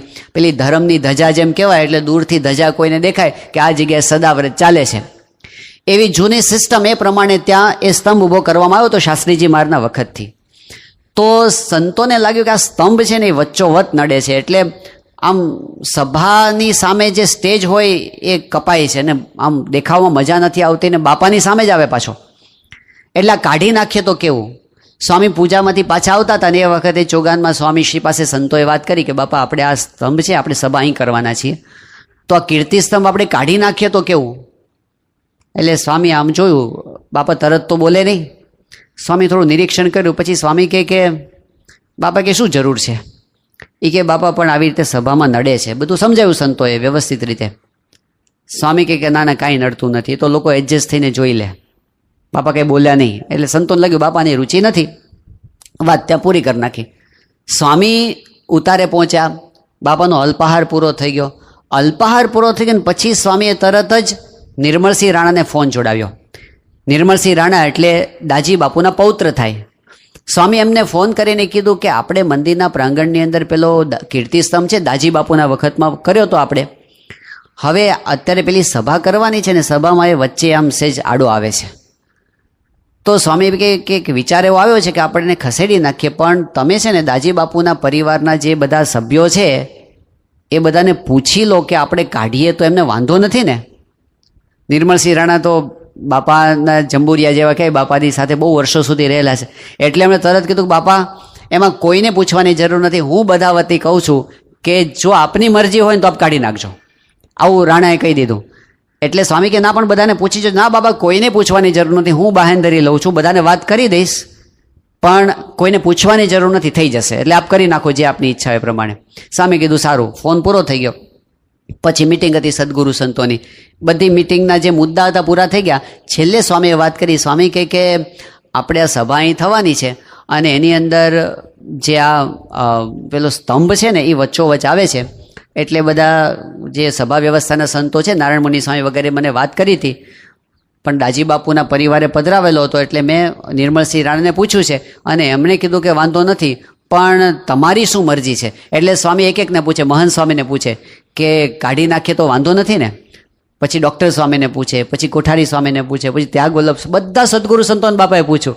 બધાએ કીધું હા બાપા આપની ઈચ્છા હોય તો આપણે કાંઈ વાંધો નથી, કાઢી નાખો. એ બધું પત્યું ને પછી જે સંતોએ સવારે રજૂઆત કરી હતી ને એને સ્વામીએ બોલાવ્યા, નારાયણ મુનિ સ્વામી વગેરે, અને બધાને બોલાવીને સ્વામીએ કીધું કે હવે છે ને આપણે પેલો કીર્તિ સ્તંભ છે ને હવે કાઢી નાખો, વાંધો નથી, મેં પૂછી લીધું છે. પહેલી વખતે સ્વામીએ સાંભળ્યું ત્યારે પણ એમને એવું લાગ્યું હતું કે આ કાઢી નાખવા જેવું છે પણ ઉતાવળ ના લીધી. જુઓ નિર્ણય લેવાની અંદર સ્વામી બધાને ભેળવે છે. આટલું કર્યા પછી પહેલાંય કરી નાખ્યો તો બાપા નિર્ણય લેવા કોને પ્રશ્ન હોય? પણ નહીં, બધાને વિશ્વાસમાં રાખે છે. આજ તો બાપાની વિશેષતા છે કે બધાને સાથે રાખવા. 1990ની સાલમાં બાપા લંડન ગયા અને લંડનની અંદર ત્યાં એક જમીન હરિભક્તોએ વિચાર્યું હતું કે આપણે આ જગ્યાએ શિખરબદ્ધ મંદિર કરવું. કેટલાક સમયથી આપણે એ જમીનની શોધ કરતા હતા. હવે બન્યું તેવું કે જે જમીન હતી ને જે પસંદ થઈ હતી એ બહુ ઇન્ટિરિયર હતી, આજુબાજુનું વાતાવરણ પણ એવું નહોતું એટલે આમ બહુ જામે એવું નહોતું. પણ બધા ટ્રસ્ટીઓએ કીધું કે બાપા જમીન બહુ સારી છે ને આપણે અહીં મંદિર કરીએ ને. સ્વામી માન્ય કરી લીધું, બાપા આપણે અહીં ખાતમુહૂર્ત કરીએ. બાપાએ શિલાન્યાસ વિધિ કરી નાખ્યો, બધો વિધિ થઈ ગયો, સ્વામિનારાયણ પ્રકાશમાં ફોટા આવી ગયા. લંડનમાં શિખરબદ્ધ મંદિરનો શિલાન્યાસ વિધિ થઈ ગયો. હવે બાપાએ ત્યાર પછી લંડન રોકાવાના હતા થોડા સમય, પણ લંડનમાં જે યુવકો હતા ને બધા એની અંદર અંદર વાત ચાલે કે આવી જગ્યાએ મંદિર, આ તો સારું ના કહેવાય. આ ટ્રસ્ટીઓએ બધાએ શું કર્યું, મૂળ શું હતું કે બાપા અમેરિકા ખાલી જવાના હતા, લંડન રોકાવાના નહોતા. પણ બધાને એમ કે બાપા આવે છે તો હાજરીમાં જલ્દી ખાતમુહૂર્ત થઈને ઉતાવળે જે જમીન મળીને લઈ લીધી હતી. તો પસંદ નહોતી આ બધાને. એટલે એ યુવકો બધા બાપાને મળવા માટે ગયા અને સ્વામીને કીધું કે બાપા, આ પેલી જે જગ્યાએ મંદિર થવાનું છે તો આવી જગ્યાએ મંદિર કરવાનું આપણે? સ્વામી કંઈ બોલ્યા નહીં. પેલા યુવકે બોલો બાપા, આપની શું મરજી છે? આ ટ્રસ્ટીઓએ બધાએ કીધું એટલે આપ હા પાડીને, બાકી આપની મરજી નથી ને? તમને ગમે છે આ જમીન? સ્વામીએ બધા યુવકોને કીધું કે જુઓ, આપણે આ જગ્યાએ જ મંદિર કરવાનું છે ને આ સારી જગ્યા છે. તો યુવકો રડ્યા. એને રડીને કહ્યું બાપા આવી જગ્યાએ? સ્વામી કહે કે જો મારી મરજી છે ને એટલે આપણે અહીં મંદિર કરવું છે, મારી ઈચ્છા છે ને એ સારું થશે. આવું કહીને બાપા યુવકોને શાંત પાડી દીધા. એ તો બધા બહાર નીકળી ગયા. સ્વામીને તરત ત્યાંથી અમેરિકા જવાનું હતું. સ્વામી અમેરિકા 1 મહિનો રોકાવાના હતા. કિક ઓફ સેરેમની માટે બાપા ગયા હતા CFIના. તો અમેરિકા ગયા પછી સ્વામીશ્રીએ ત્યાંના હરિભક્ત હતા લંડનના ચંદુભાઈ દાલિયા, એને ફોન કર્યો અને સ્વામીએ કીધું કે તમે છે ને મંદિર માટે જગ્યા શોધતા રહેજો, બીજી સારી મળે ને તો, અને કોઈને કહેતા નહીં, એને જો મળે તો મને કહેજો. આ બાજુ ચંદુભાઈ દાલિયા જગ્યા શોધતા હતા અને એમાં બરાબર જે જગ્યાએ નિસ્દનમાં આપણું હરિમંદિર હતું એ હરિમંદિરની બરાબર સામે એક બીજી પ્રોપર્ટી વેચાવા માટે બોર્ડ લગાડ્યું કે આ જમીન વેચવાની છે. અને ચંદુભાઈ દાલિયાએ બાપાને ફોન કર્યો કે બાપા, આપણે મંદિરની પેલી સામે નથી ઓલી ગેરેજવાળી જગ્યા, એ વેચાવા માટે આવી છે. સ્વામી કહે કે તમે છે ને તમારા નામે ખરીદી લો અત્યારે જ. બાપા એમને કહી દીધું. સ્વામી અમેરિકાથી પાછા આવ્યા લંડન. પછી બધા ટ્રસ્ટીઓને ભેગા કર્યા અને સ્વામી કહે કે આપણે આ ચંદુભાઈ છે એને જમીન એક જોઈતી અને મને વાત કરી હતી કે મંદિરની સામેની જમીન છે વેચાવા માટે આવી છે. તો સ્વામી કહે કે મને જમીન ગમી છે, તમને કેવું લાગે છે? તો બધાએ કીધું કે હા સ્વામી બરાબર છે, આ તો આપણી જૂની જમીન છે, એની સામે જ આ નવી જમીન આવી જાય તો બંને ભેગું થઈ જાય ને આપણને બહુ કામ લાગે. સ્વામી કે તો પછી આપણે એ જ રાખીએ. પહેલી વખતે સ્વામીને એવું હતું મનમાં, પણ વિચાર કરો બાપાની ઓપિનિયન આપવામાં કેટલી ધીરજ છે. પેલા યુવકો જે વખતે સ્વામીને કહેવા માટે ગયા હતા કે સ્વામી આ બધા વડીલ ટ્રસ્ટીઓ એ બધાએ પરાણે આ જમીન રખાવી પણ તમને પસંદ નથી ને, અને જો બાપા સહેજ એવું બોલી ગયા હોત ને કે આ મારું પણ મન તો નથી, પણ હવે શું થાય, આટલું જો બોલ્યા હોત તો ટ્રસ્ટીઓની શું હાલત થાય કહો. જેને સ્વામીશ્રીએ સોંપ્યું છે એની મર્યાદા પણ સચવાય, ધારેલું કામ પણ થાય. કેટલી ધીરજ રાખીને એક વખત તો બાપાએ શિલાન્યાસ પણ કરી નાખ્યો. ધીરજ તો જુઓ. પછી ફરી શિલાન્યાસ કર્યો. જે નવી જમીન પર 91ની સાલમાં બાપાએ ફરી શિલાન્યાસ કર્યો, પણ બધાને સાથે રાખ્યા. બધાને એમ થયું આ આપણો નિર્ણય છે, એવું થયું. તો સ્વામીશ્રી બધાને ભેગા કરીને કામ કરવાનું કહેતા અને એના માટે બાપાની એક રીત હતી કે બીજાનો દ્રષ્ટિકોણ સમજવા માટેની તૈયારી રાખવી અને કોઈ પણ વ્યક્તિ વિશે ઝડપી નિર્ણય ના કરી દેવો. ઝડપી નિર્ણય શું થાય છે, કેટલીક વખત આપણે થોડુંક જોયું હોય ને જાજુ અનુમાન કરી બેસીએ. પૂજ્ય આત્મસ્વરૂપ સ્વામીનો અનુભવનો પ્રસંગે ઘણીવાર કહે છે કે 1980ની સાલમાં જ્યારે પ્રમુખ સ્વામી મહારાજ નાઇરોબી પધાર્યા ત્યારે એ વખતે નાઇરોબીની અંદર એક રવિવારે સમૂહ મહાપૂજાનું આયોજન કરવામાં આવ્યું હતું. તો એની અંદર બધા હરિભક્તો બેઠા હોય, બાપા પણ પૂજા કરવા માટે બેઠા હતા સમૂહ મહાપૂજાની અંદર. અને એમાં વિધિ કરાવવા માટે નાઇરોબીના આપણા એક સન્નિષ્ઠ હરિભક્ત બ્રાહ્મણ સત્સંગી નારાયણ પ્રસાદભાઈ દવે એ હતા. સરસ રીતે એમણે શાંતિથી 1.25 કલાક સુધી વિધિ કરાવ્યો. બાપાએ બહુ રાજી થયા, હરિભક્તોને બહુ આનંદ થયો. છેલ્લે બાપાએ પછી આશીર્વાદ આપ્યા કે આપણે મહાપૂજા કરાવી છે. નારાયણ પ્રસાદભાઈએ સરસ મહાપૂજા કરાવી, બધા હરિભક્તોને શુભ સંકલ્પો પૂરા થાય એ આશીર્વાદ આપે ને પછી બાપાએ કીધું કે હવે આ બ્રાહ્મણે વિધિ કરાવી છે તો બધા હરિભક્તો યથાશક્તિ એને દક્ષિણા આપજો, એવું બાપા બોલ્યા. પછીનો કાર્યક્રમ એવો હતો કે બાપા અને બધા સંતો સ્ટેજ ઉપર બેઠા હોય ને બધા હરિભક્તો વ્યક્તિગત પગે લાગવા માટે આવે. તો લાઈનમાં બધા આવતા હતા, બધા સંતો બેઠા, છેલ્લે આત્મસ્વરૂપ સ્વામી છેલ્લે બેઠા હતા. એમાં એમને જોયું કે પેલા નારાયણ પ્રસાદ ભાઈ છે ને એ દોડી અને પેલી રસોડામાંથી કથરોટ લઈ આવે મોટી, અને આમ છેલ્લે બેસી ગયા. જે આત્મસ્વરૂપ સ્વામી હતા લાઈનમાં, સંતોની લાઈનમાં છેલ્લે બેસી ગયા. એટલે આત્મસ્વરૂપ સ્વામી સમજી ગયા કે આ જે શું કામ બેઠા છે કથરોટ લઈને, કે બાપાએ પેલું કીધું છે ને દક્ષિણા આપજો, આ દક્ષિણા લેવા બેઠા છે. અને એમાં બન્યું કે પહેલા વ્યક્તિ આવ્યા, આવીને એમણે નારાયણ પ્રસાદભાઈ યાદ કર્યું દક્ષિણા. એટલે પહેલાં એ 100 શિલિંગ મૂક્યા. એ નારાયણ પ્રસાદભાઈ કે 150 કરો ને, એટલે એમને સોના 150 કર્યા. તો બીજો આવ્યો, એણે કાંઈ 200 આપ્યા. તો નારાયણ પ્રસાદભાઈ કે 250 કરો, એટલે એણે 250 કર્યા.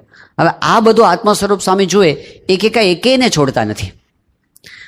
બ્રાહ્મણનો લોભ તો જુઓ, બાપાએ કૃપા કરીને આશીર્વાદ આપ્યા, હરિભક્તો પ્રેમથી દક્ષિણા આપે છે, પણ આને તો સંતોષ જ નથી. બધાની પાસે માગ જ કરે, માગ જ કરે. એટલે એમનું મન ખાટું થયું કે આ મહાપૂજા વિધિ આટલી હારી કરાવી, પણ ભાવ શું હતો? આ જ હતો, આના માટે વિધિ થતી હતી, બીજું કંઈ ભગવાનમાં કાંઈ નથી, આમાં લાંબા છે. એટલે બધું મન એમનું પછી તો સાંભળે ને તોય કાનમાં વાગ્યા કરે. બધા પાસે માગે ને, આટલા આપો, આટલા આપો, આટલા આપો. ક્યારે પૂરું થાય એમ થયું. હરિભક્તોની લાઈન બધી પૂરી થઈ ગઈ. પછી એ તો ઊભા થઈ ગયા અને બાપા પાસે જ્યાં સંતો વીંટળાઈને બેઠા હતા ત્યાં સ્વામી પાસે પહોંચી ગયા અને કંઈક વાત ચાલતી હતી. એટલામાં એને જતાં જોયું ને, નારાયણ પ્રસાદભાઈ ફટાફટ આમ નોટો ગણવા માંડ્યા. એટલા ઉત્સાહથી ગણતા હતા ને એમને કહ્યું કે જો આમની આ લોભ જુઓ અને આની લક્ષ્મી ભક્તિ જુઓ. બધું થયું અને ત્યાં તો સંતો બેઠા હતા ને ત્યાં નારાયણ પ્રસાદભાઈ એકદમ ખુશ થતા આવ્યા અને બાપાને પગે લાગીને કહ્યું, બાપા આજે તો મજા આવી ગઈ. તે મજા જ આવે ને, આટલું બધું થાય એટલે મજા જ આવે ને. પણ એમણે કીધું કે બાપા આજે તો મજા આવી ગઈ, કારણ કે આજે મેં સંકલ્પ કર્યો હતો કે બધા હરિભક્તો તરફથી જેટલી સેવા આવે એટલી સેવા મારા પોતાના તરફથી ઉમેરીને મારે ઠાકોરજીની સેવા કરવી છે. અને આત્મા સ્વરૂપ સ્વામી ઘા ખાઈ ગયા કે આપણે શું સમજતા હતા અને નીકળ્યું શું. ઘણી વખત 180 ડિગ્રી જુદી વાત હોય છે. આપણે સામેવાળી વ્યક્તિ વિશે સમજતા હોઈએ, પ્રયાસ કરીએ છીએ. આપણે ઘણી વખત કોકનું કહેલું સાંભળીને આપણે માની લઈએ છીએ કે આવો જ છે. પોઝિટિવ વાતમાં નથી મનાતું, નેગેટિવ વાતમાં તરત મનાઈ જાય છે. કોઈ પણ વ્યક્તિ વિશે જ્યારે કોઈ નેગેટિવ વાત કરે, ચોક્કસ ડાઉટ કરવો. આજે દુનિયાના કાયદા પણ એવું કહે છે, એના માટે બેનિફિટ ઓફ ડાઉટ શબ્દ વપરાય છે. બેનિફિટ ઓફ ડાઉટ એટલે શું? કે કોઈ પણ વ્યક્તિ વિશે આપણને સહેજ શંકા હોય કે કદાચ એણે ભૂલ ના પણ કરી હોય. જો શંકા હોય ને તો પછી એને લાભ એવો આપવો કે એણે નથી કર્યું. જો 100% ખાતરી હોય કે એણે ભૂલ કરી છે તો જ દંડ આપવો. એટલે આપણા કોર્ટનો કાયદો પણ એવું કહે છે કે 100 ગુનેગાર ભલે છૂટી જાય પણ એક નિર્દોષને સજા થવી જોઈએ નહીં. એવું તો માનવતા કહે છે. જ્યારે એક નિર્દોષ દંડાઈ જાય છે ને ત્યારે એની હાય પણ આપણને લાગે છે. સંપની બાબતમાં, દ્રષ્ટિકોણ સમજવાની બાબતમાં ઉતાવળ કરી દેવાની અંદર ઘણી વખત આવી ભૂલ આપણાથી થઈ જાય છે. આપણે સામેવાળાને સમજવા કે સાંભળવા તૈયાર પણ થતા નથી. આ બહુ જ મોટી ભૂલ છે. એમાંય જ્યારે આપણી જવાબદારી મોટી હોય ત્યારે આપણે વધારે જાણપણું રાખવું પડે છે. કારણ કે સત્તાના નશાની અંદર આપણે બહુ બધાને દુઃખી કરી શકીએ છીએ. જો આપણું ઘરમાં ચાલતું હોય, આપણે ઘરમાં મોવડી હોઈએ, તો એનો અર્થ કે આપણે વધારે નમ્ર થવું પડે. તો એનો અર્થ કે આપણે વધારે કાન અને હૃદય ખુલ્લા રાખવા પડે. સ્વામી બાપા કહેતા કે દ્રષ્ટિકોણ સમજવા માટેની કોશિશ કરવી. અને બીજું બાપા કહેતા કે સાથે સાથે લાગણીને સમજવી. ઘણી વખત એવું થતું હોય છે, આપણે સંવેદનશીલતા ગુમાવી દઈએ છીએ. કેવળ વર્ક ઓરિએન્ટેડ આપણે થઈ જઈએ છીએ. સ્વામીશ્રી કહેતા સામેવાળાની પરિસ્થિતિને પણ સમજવી. ઘરની અંદર નવી વહુ પરણીને આવે, બાપા વાત બહુ કહેતા. સ્વામી કે એવું સમજવું ઘરમાં દીકરી આવી છે. ઘરમાં નવા આવ્યા હોય ને એ વખતે અમુક કામ કરવાની પદ્ધતિ એમની જુદી હોય. એ 15, 20, 25 વર્ષ સુધી જે વાતાવરણમાંથી ઉછરીને આવ્યા હોય એમાંથી નવા વાતાવરણમાં, નવી સિસ્ટમમાં એમને સેટ થવાનું હોય. એ વખતે એમને હૂંફની જરૂર હોય. પણ એ વખતે કોઈ જજ થઈને બેસે અને એક વ્યક્તિ વસ્તુ ઓબ્ઝર્વ કરે અને આ વસ્તુ આમ નહીં કરવાની, આમ કરવાની, આમ નહીં કરવાની, આમ કરવાની, ચાન્સ તો આપો. અને એમાં પણ જ્યારે એવા શબ્દો બોલાઈ જાય કે તને કંઈ શીખવાડ્યું કે નહીં તારા મા બાપે, એવા શબ્દો વપરાય ત્યારે ઘા લાગે છે. તો સામેવાળાની લાગણીને સમજવી, ભલે એની ભૂલ હોય છતાં પણ લાગણીને સમજવી. અને બીજી વસ્તુ, જે જુવાન છે એને મા બાપની લાગણીને સમજવી. એમાંય ઘણી વખત ભૂલ થતી હોય છે કે પરણતા વેત કે નોખા થવું છે. અરે જે મા બાપે પેટે પાટા બાંધીને દીકરાને મોટો કર્યો હોય, કેટલી આશાઓ સેવી હોય કે દીકરો મોટો થશે, ઘડપણમાં આપણી લાકડી બનીને રહેશે, અને એવા સમયે પેલો છોકરો મા બાપને ગેટ આઉટ કરી દે. લાગણી. જો ઘણી વખત એવું હોય છે કે મા બાપ જૂના જમાનાના હોય, એમના વિચારો ઘણીવાર જુદા પડતા હોય, ઘણી વખત એવું હોય કે સ્વભાવ પણ વિચિત્ર હોય, આવું બને. પણ છતાં એટલું તો સમજવું જોઈએ કે એમણે આપણા નાનપણની અંદર ઘણા સ્વભાવોને સહન કરેલા છે. ગીજુભાઈ બધેકા સરસ બાળ વાર્તાઓ લખતા હતા. એક બાળ વાર્તા એમને લખી છે, બહુ મર્મસભર છે. ટાઇટલ છે બાપા કાગડો.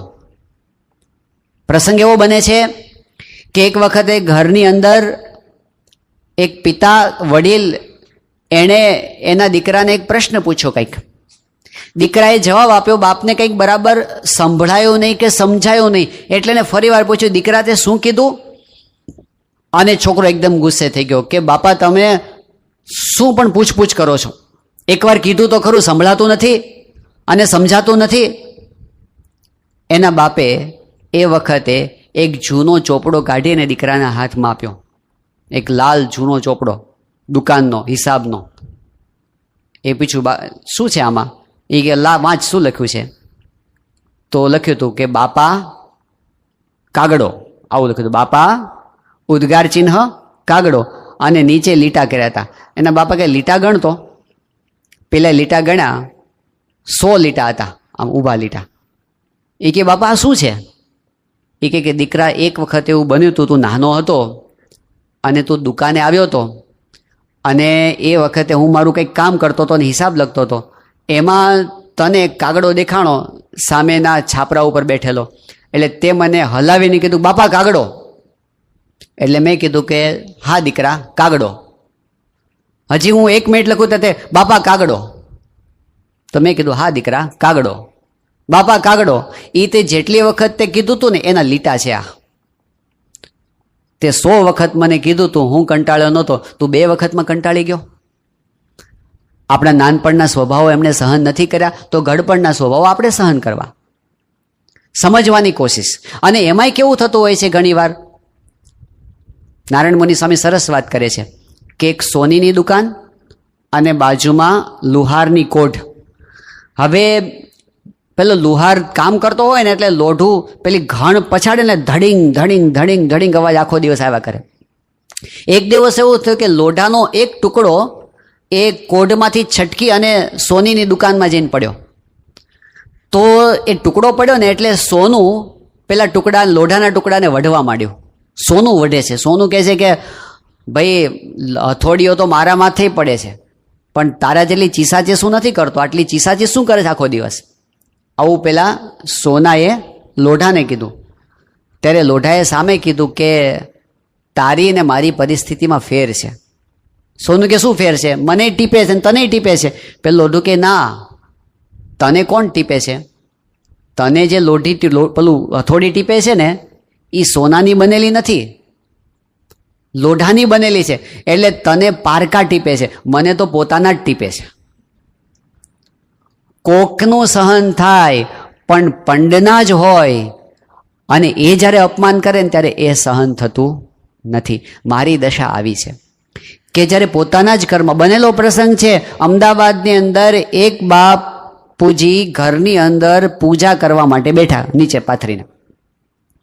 છોકરો લાંબા લાંબા વાળ, બાથરૂમમાંથી નાહીને નીકળો, એમાંથી પાણી ટપકતું તો એના માથું હલાવ્યું અને એ ટીપા પેલા પૂજા ઉપર પડ્યા. શું બાપુજી પૂજા કરતા હતા ને, અને એના બાપુજીને ગુસ્સો આવ્યો અને છોકરાને કહે કે ભાન નથી પડતું, તારા પાણીના ટીપા અહીં પૂજા ઉપર પડે છે. એ છોકરાને એટલો બધો ગુસ્સો આવ્યો, એના બાપને એક લાફો મારી દીધો. બકબક કરે છે, આપણે જુવાન છીએ, આપણે શક્તિમાન છીએ, આપણે ઘરમાં કમાનાર છીએ, એટલે આપણને એવો અધિકાર મળી ગયો કે સામેવાળાની લાગણીનો વિચાર જ નહીં કરવાનો. થતું હોય છે આવું અપમાન. આપણે ભૂલી જઈએ છીએ કે સામેવાળાના હૃદય ઉપર આની શું અસર થશે. લાગણીને સમજવાની કોશિશ કરવી, અને એની અંદર બાપા હંમેશા કહેતા કે મોટું મન રાખવું પડે, સામેવાળાની ભૂલને માફ કરવી પડે. એ જ્યારે નથી કરતા ને ત્યારે કેટલીક વખત એવું થાય છે કે આપણે આપણી જાતને જ દંડ દઈએ છીએ. ઘરની અંદર ભેગા રહેતા હોઈએ, કેટલીક વખત એવું થવાનું કે કોકના તરફથી આપણને અન્યાય પણ થાય. કેટલીક વખત એવું થવાનું કે અયોગ્ય આચરણ હોય ને આપણે કંઈક સહન કરવાનું આવે. સ્વામી કે મોટું મન રાખવું. મોટું મન રાખવું એટલે શું? જતું કરવું. ભૂલી જવું, માફ કરવું, લિસ્ટ યાદ ન રાખવું. મહાન સ્વામી મહારાજ ઘણી વખત વાત કરે છે. એ કહે છે કે કોઈ માણસે આપણને એક લાફો માર્યો તો આપણને એનું જે દુઃખ થાય 10 મિનિટ સુધી પેલી તમતમાટી થાય, તો એમાં કોનો વાંક? સામેવાળી વ્યક્તિનો વાંક, કારણ કે એણે આપણને લાફો માર્યો ને આપણે 10 મિનિટ સહન કરવું પડ્યું. પણ આપણે શું કરીએ છીએ, એણે જે એકવાર લાફો માર્યો ને એ આપણે 10 વખત યાદ કરીએ છીએ અને એને 10 વખત સંભાળીને આપણે 10 વખત દુઃખી થઈએ છીએ. એ જે 10 વખત દુઃખી થયા ને એમાં સામેવાળાનો વાંક નથી, એમાં આપણો વાંક છે. નેગેટિવ વસ્તુઓને સંગ્રહી રાખવી. સ્વામી એક બહુ જ પ્રસિદ્ધ અને બનેલો પ્રસંગ મેડિકલ જર્નલમાં છપાયેલો મહાન સ્વામી મહારાજ વર્ષોથી કહે છે કે એક ભાઈને એવું થયું કે ઢીંચણનો દુખાવો ચાલુ થયો. ધીમે ધીમે દુખાવો વધવા માંડ્યો અને વધતા વધતા એટલો બધો દુખાવો થઈ ગયો સહન ન થાય.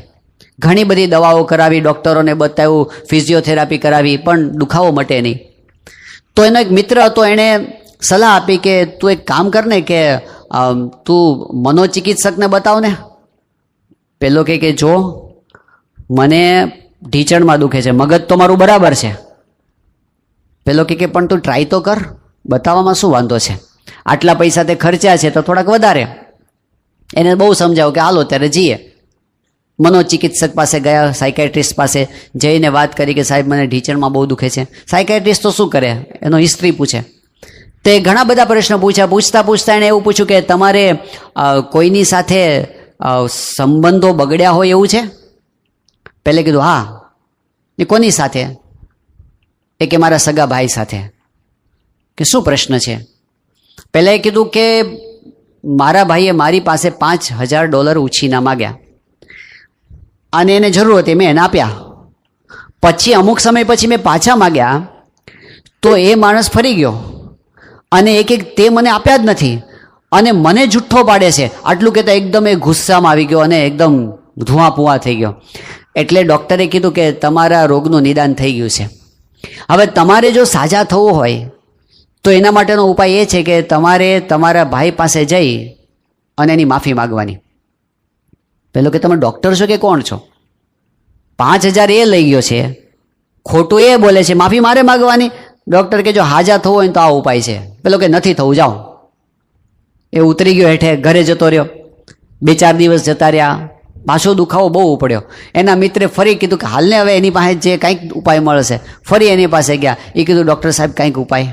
ડૉક્ટરે કીધું કે જો આ એક જ ઉપાય છે, તમારે સાજા થવું હોય તો તમારા ભાઈ પાસે જવું જ પડશે અને એની માફી માગવી જ પડશે.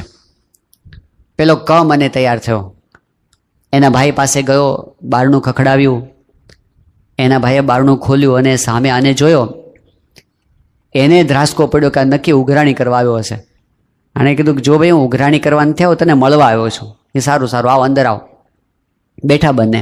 શું કામ છે બોલ? એટલે આ કહે કે હું છે ને તારી માફી માગવા આવ્યો છું. કેમ? કે મને એવું લાગે છે કે કદાચ મેં છે ને 5,000 તને નહીં આપ્યા હોય, કદાચ બીજા કોકને આપ્યા હશે અને મને એવી ભ્રાંતિ થઈ હશે કે મેં તને આપ્યા છે. પણ હવે જે થયું તે થયું, પતી ગઈ વાત. પણ સોરી, મેં અત્યાર સુધી તને બહુ ખરાબ શબ્દો કહ્યા, તારું બહુ અપમાન કર્યું, જેમ તેમ તને બોલ્યો, તો તું મને માફ કરજે. આવું કીધું એટલે ભાઈને અંતરદ્રષ્ટિ થઈ. એ કે ના ના ભાઈ, તે મને જ આપ્યા છે. આ તો છે ને હવે મારી પાસે સગવડ નથી, પણ તું થોડી ધીરજ રાખજે, હું ધીમે ધીમે કરીને બધા તને પૂરા પાડીશ. વર્ષો પછી બંનેએ સાથે બેસીને ચા પાણી કર્યા.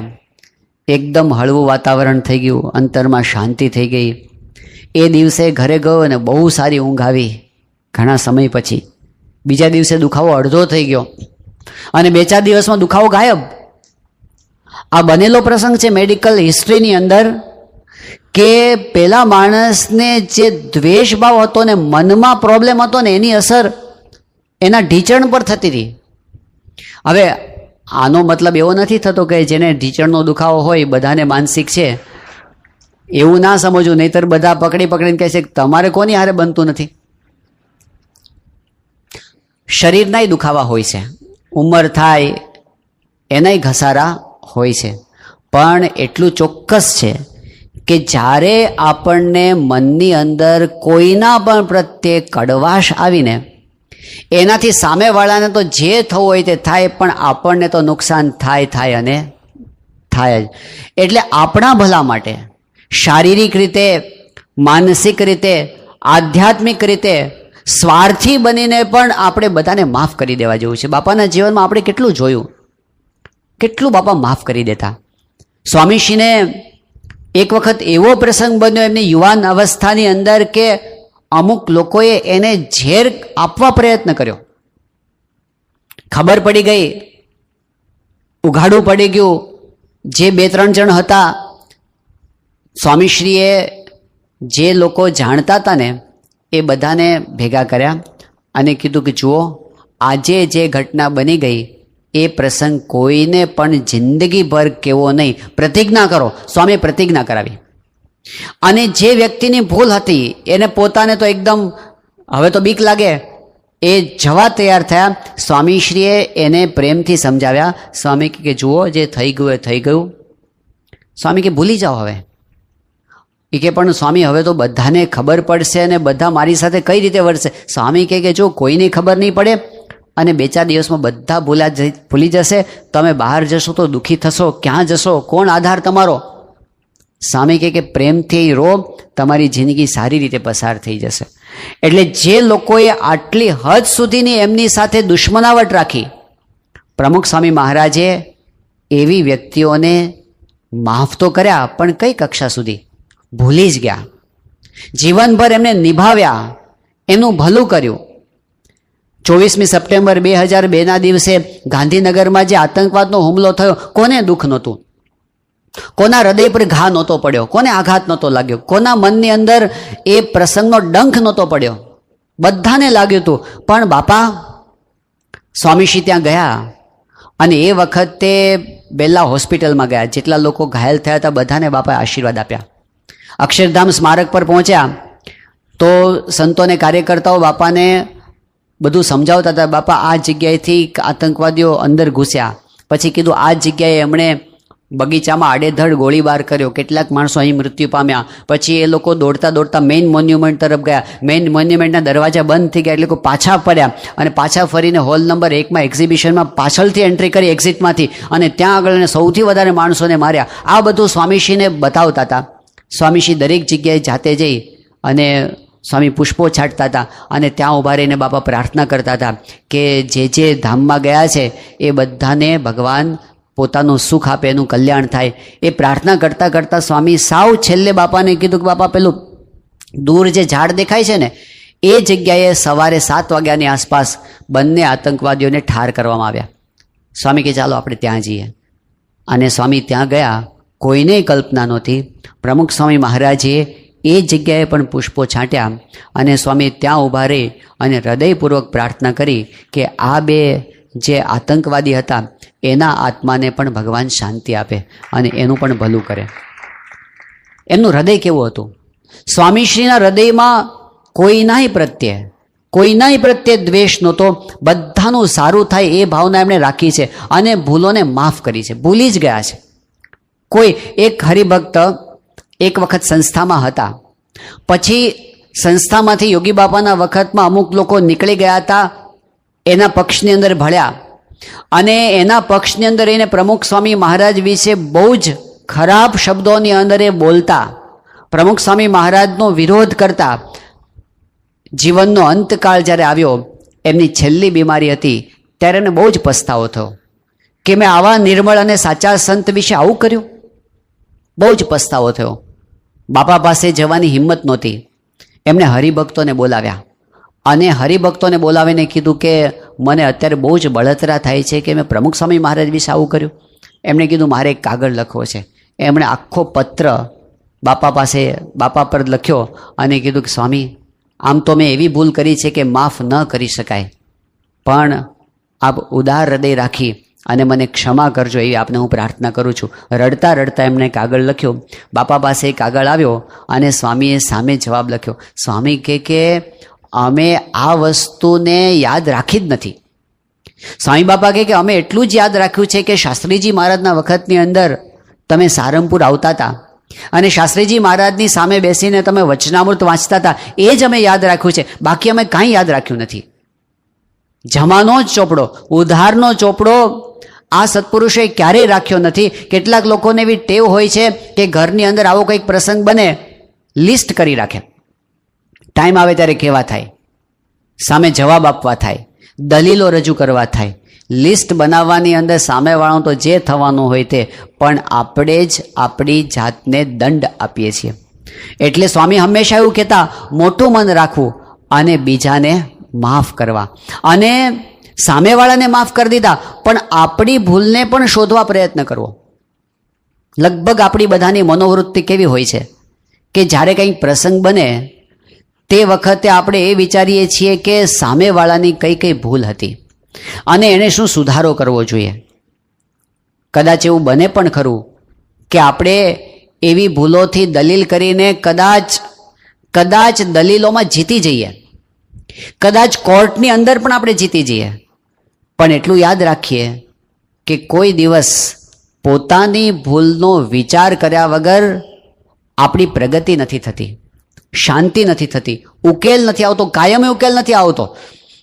જે ઉકેલ આવે ને એ એવો ઉકેલ હોય જેમાં વિન વિન ના હોય, જેની અંદર જીત્યાનો થોડો સંતોષ હોય પણ અંતરની અંદર તો દુઃખ જ હોય, એનો ડંખ જ હોય, જે આગળ જતાં આપણને ભગવાનને સંતથી દૂર લઈ જાય.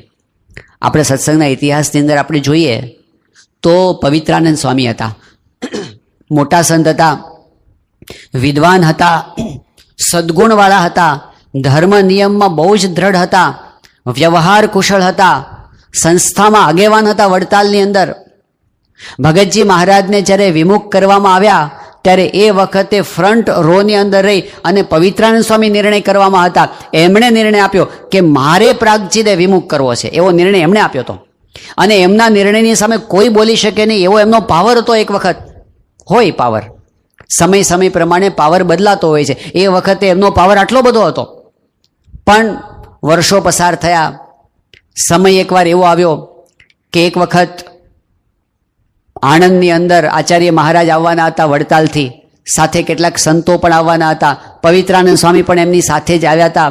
કોઈ હરિભક્તને ત્યાં પધરામણી વગેરે પ્રસંગ હતો, પછી 1-2 દિવસથી રોકાવાનું હશે.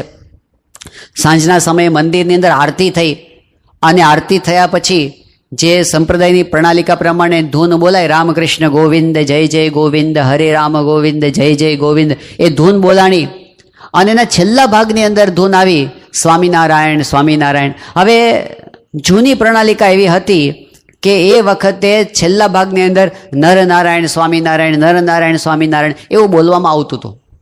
પવિત્રાનંદ સ્વામી જૂની પ્રણાલિકાના આગ્રહી, અને કેટલાક નવા સંતો પછી આવ્યા હતા, એ બધા વિચારતા હતા કે હવે આ પ્રણાલિકા છોડો, કારણ કે મહારાજે 2 દેશ પાડ્યા, એમાં નરનારાયણ એટલે અમદાવાદ દેશ કહેવાય, લક્ષ્મીનારાયણ એટલે વડતાલ દેશ કહેવાય. એટલે અમદાવાદ દેશના નામ આપણે શું કામ લેવા?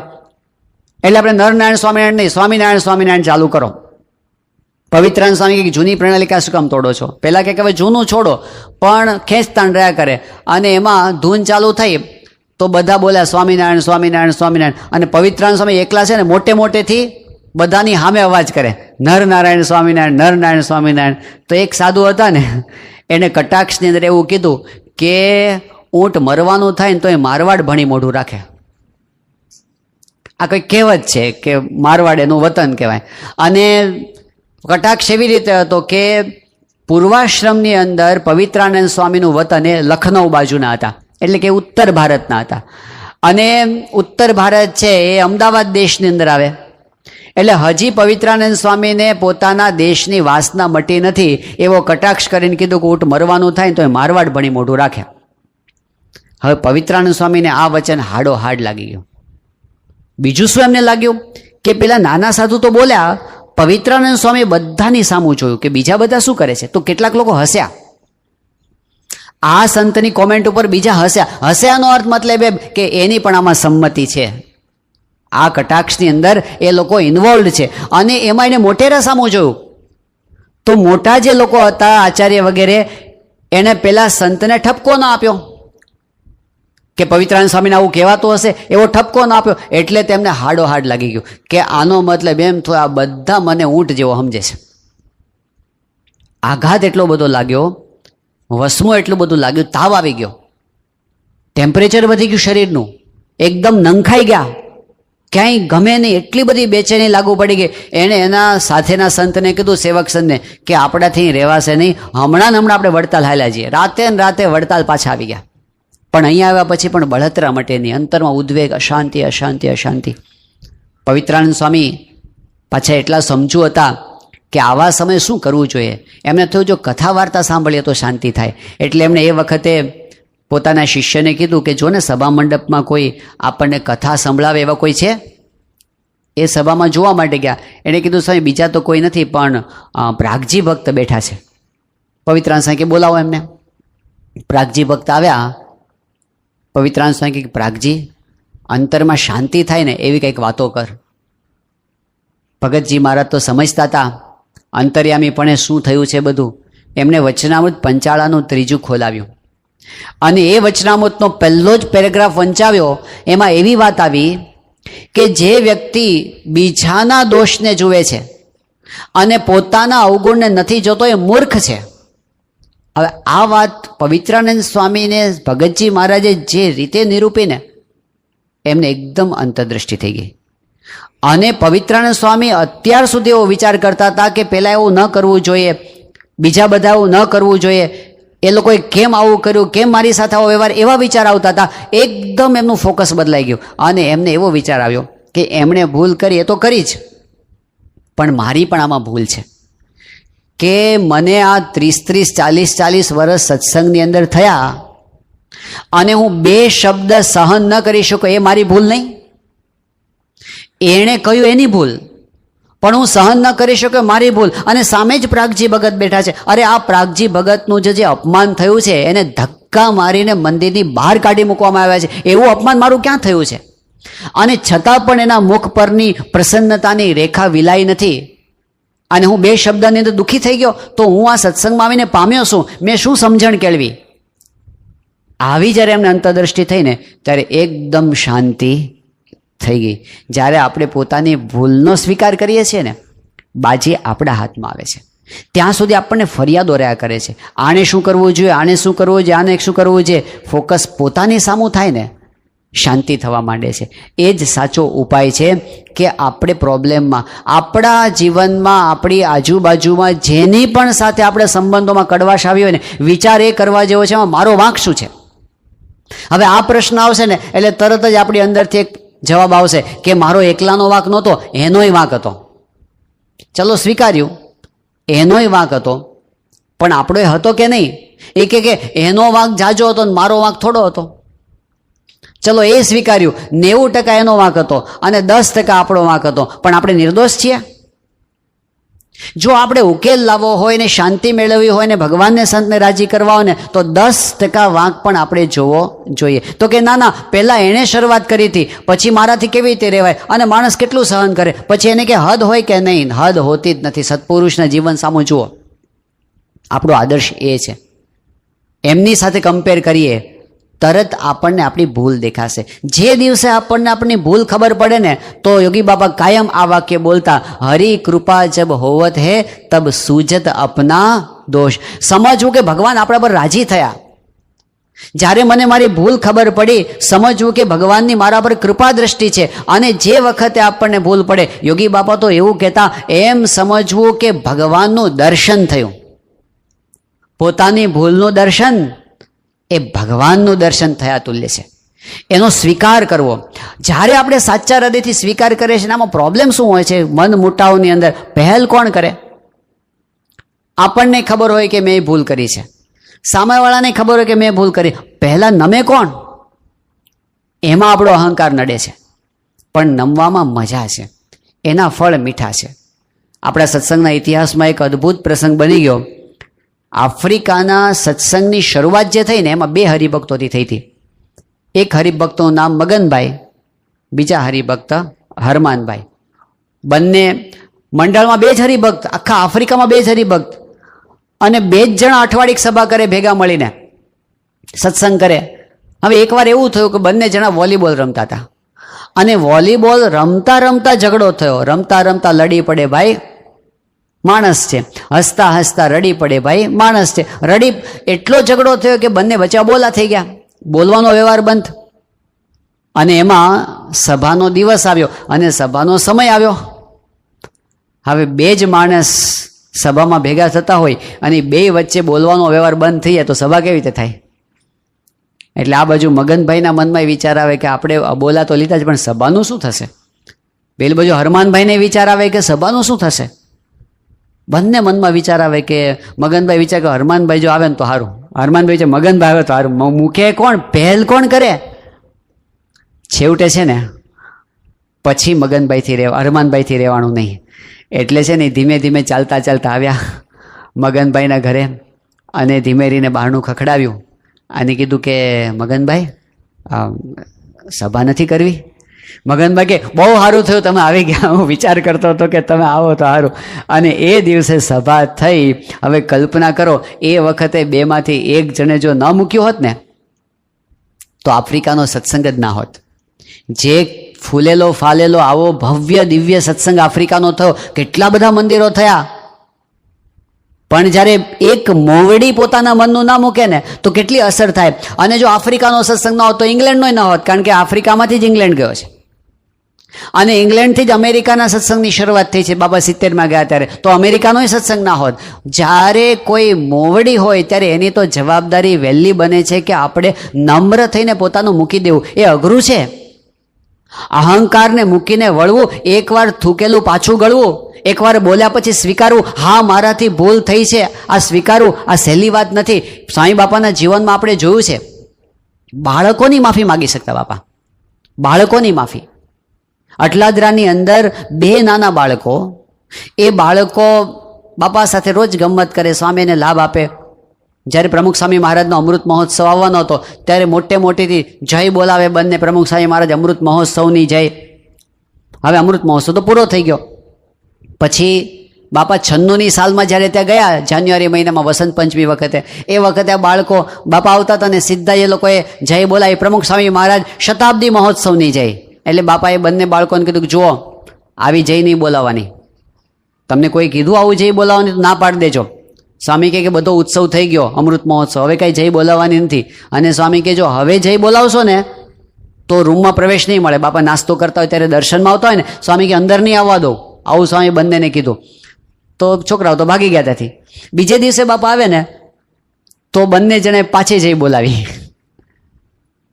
એકનું નામ હતું ભગવત, બીજાનું નામ હતું તિલક. એ બંને જય બોલાવી. પ્રમુખ સ્વામી મહારાજ શતાબ્દી મહોત્સવની જે સ્વામી કે કેમ ના પાડી હતી તોય કેમ જય બોલ્યા? બાપા કે દંડવત કરો 5-5, બેને 5-5 દંડવત કર્યા. સ્વામી કે હવે આજની સજા કે બેમાંથી કોઈ અંદર આવવાનું નહીં આજે. એ તો જતા રહ્યા. બાપા રૂમમાં ગયા અને બાપાનો નાસ્તો ચાલુ થયો. એક બાજુ સ્વામીનો નાસ્તો ચાલુ થયો અને એ વખતે ગ્રંથનું વાંચન થતું હતું, પુસ્તકનું. એ પુસ્તક હતું બાળ સનેહી. એ પુસ્તક વંચાય અને બધાએ નોટિસ કર્યું કે બાપાનું ધ્યાન નાસ્તામાં નથી. સ્વામી થોડી વાર આજુબાજુ જોયા કરે. અડધો નાસ્તો થયો ને, સ્વામી કહે કે કેમ પેલા છોકરાઓ દેખાતા નથી? તો સંતો કહે બાપા આપે એમને આદેશ આપ્યો ને કે આજે નહીં આવવાનું એટલે નથી આવ્યા. તો સ્વામી એક સંતને કહે કે જાઓ ને બોલાવી આવો. એ 2 બાળકોને ગોતવા મોકલ્યા સ્વામીએ અને 2માંથી એક મળ્યો, ભગવત મળ્યો, પણ તિલક મળ્યો નહીં. એટલે જેવો ભગવત આવ્યો ને એટલે જેવો રૂમમાં પ્રવેશ કર્યો ને તો સ્વામીને નજીક બોલાવ્યો. સ્વામી સોરી કીધું એને. સ્વામી કે સોરી, હું તમને વઢ્યો. અને સ્વામીએ પોતાના થાળમાંથી એને પ્રસાદ આપ્યો અને માફી માગી. હવે તો તિલક બાકી રહી ગયો હતો. સાંજના સમયે સ્વામી સભામાં આવતા હતા, પાછો તિલક મળી ગયો. સ્વામી એનો હાથ પકડીને અંદર સુધી લઈ આવ્યા. ફરી સ્વામી એને માથે વાલ કર્યું અને સ્વામી હાથ જોડીને કે સોરી તિલક, ગઈકાલે આજ સવારે મારાથી તને બોલાઈ ગયું ને, તને ખોટું લાગ્યું હતું, તું દુઃખ ના લગાડતો હો. એમ કરીને બાપાએ એની માફી માગી. બાપા એક નાના બાળકની માફી માગતી વખતે પણ એને ક્યારેય નાનપ અનુભવાતી નથી. કોઈને વઢ્યા હોય ને, કેટલાય વખત સ્વામી બાપાના જીવનનો પ્રસંગ બન્યો છે. સ્વામી નાના સંતની માફી માગે, સ્વામી નાના હરિભક્તની માફી માગે, સાવ ત્રાહિત વ્યક્તિની અરે ભૂલ વગર માફી માગી શકે અને હૃદયથી માગે. સ્વામી બાપા માગી શકતા હોય તો જેના નિર્માની ભગવાન એના જનને જોઈએ કેમ માન, કેમ નથી માફી માગી શકતા? જો આટલું થાય ને મધુર પરિણામો આપણને મળશે. ઘણી વખત આપણને બીક લાગે, આપણે માફી માગીએ તો ઓલો ચડી બેસે, એવી બીક લાગે. અરે ટ્રાય તો કરો, એકવાર ગુરુના રસ્તે ચાલવાની કોશિશ તો કરો. સાચા હૃદયથી માગવાની, ખોટી માફી માગવાથી કામ નથી થતું. સાચા હૃદયથી માગે તો એના હૃદય પર અસર થાય છે. બાકી ઘણા લોકોને એવી ખોટી ટેવ પડી જાય કે આપણે માફી માગી લેવાની ઉપરથી. એવું નહીં. સાચા હૃદયથી માફી માગીએ તો એ પ્રયોગ ખરેખર કરવા જેવો છે કે આપણે બાપાના સાનિધ્યમાં બેઠા છીએ, એમની છત્રછાયામાં બેઠા છીએ. આજે આપણે એવું નક્કી કરીએ કે જેણે આપણા માટે કાંઈ પણ ખરાબ કર્યું હોય ને એ બધાને હૃદયથી માફ કરી દો. સાચા હૃદયથી, ઉદારતાથી, પ્રમુખ સ્વામી મહારાજના માર્ગે ચાલીને અને બાપાને રાજી કરવાના ઉદ્દેશથી આપણને શાંતિ થઈ જશે. કોઈના પ્રત્યે કોઈ ફરિયાદ નથી. ભગવાન બધાનું ભલું કરો. અને કોકના પ્રત્યે આપણાથી કાંઈ પણ દુર્વ્યવહાર થયો હોય, એકવાર સાચા હૃદયથી એમને સોરી કહી દો, આપણું માન મૂકીને. જો આપણને મોઢામોઢ કહેતા બીક લાગતી હોય અને એટલી હિંમત ના ચાલતી હોય તો એકવાર SMS તો કરી દો સોરીનો, અને ખરેખર ચમત્કાર જેવું કામ થયા છે.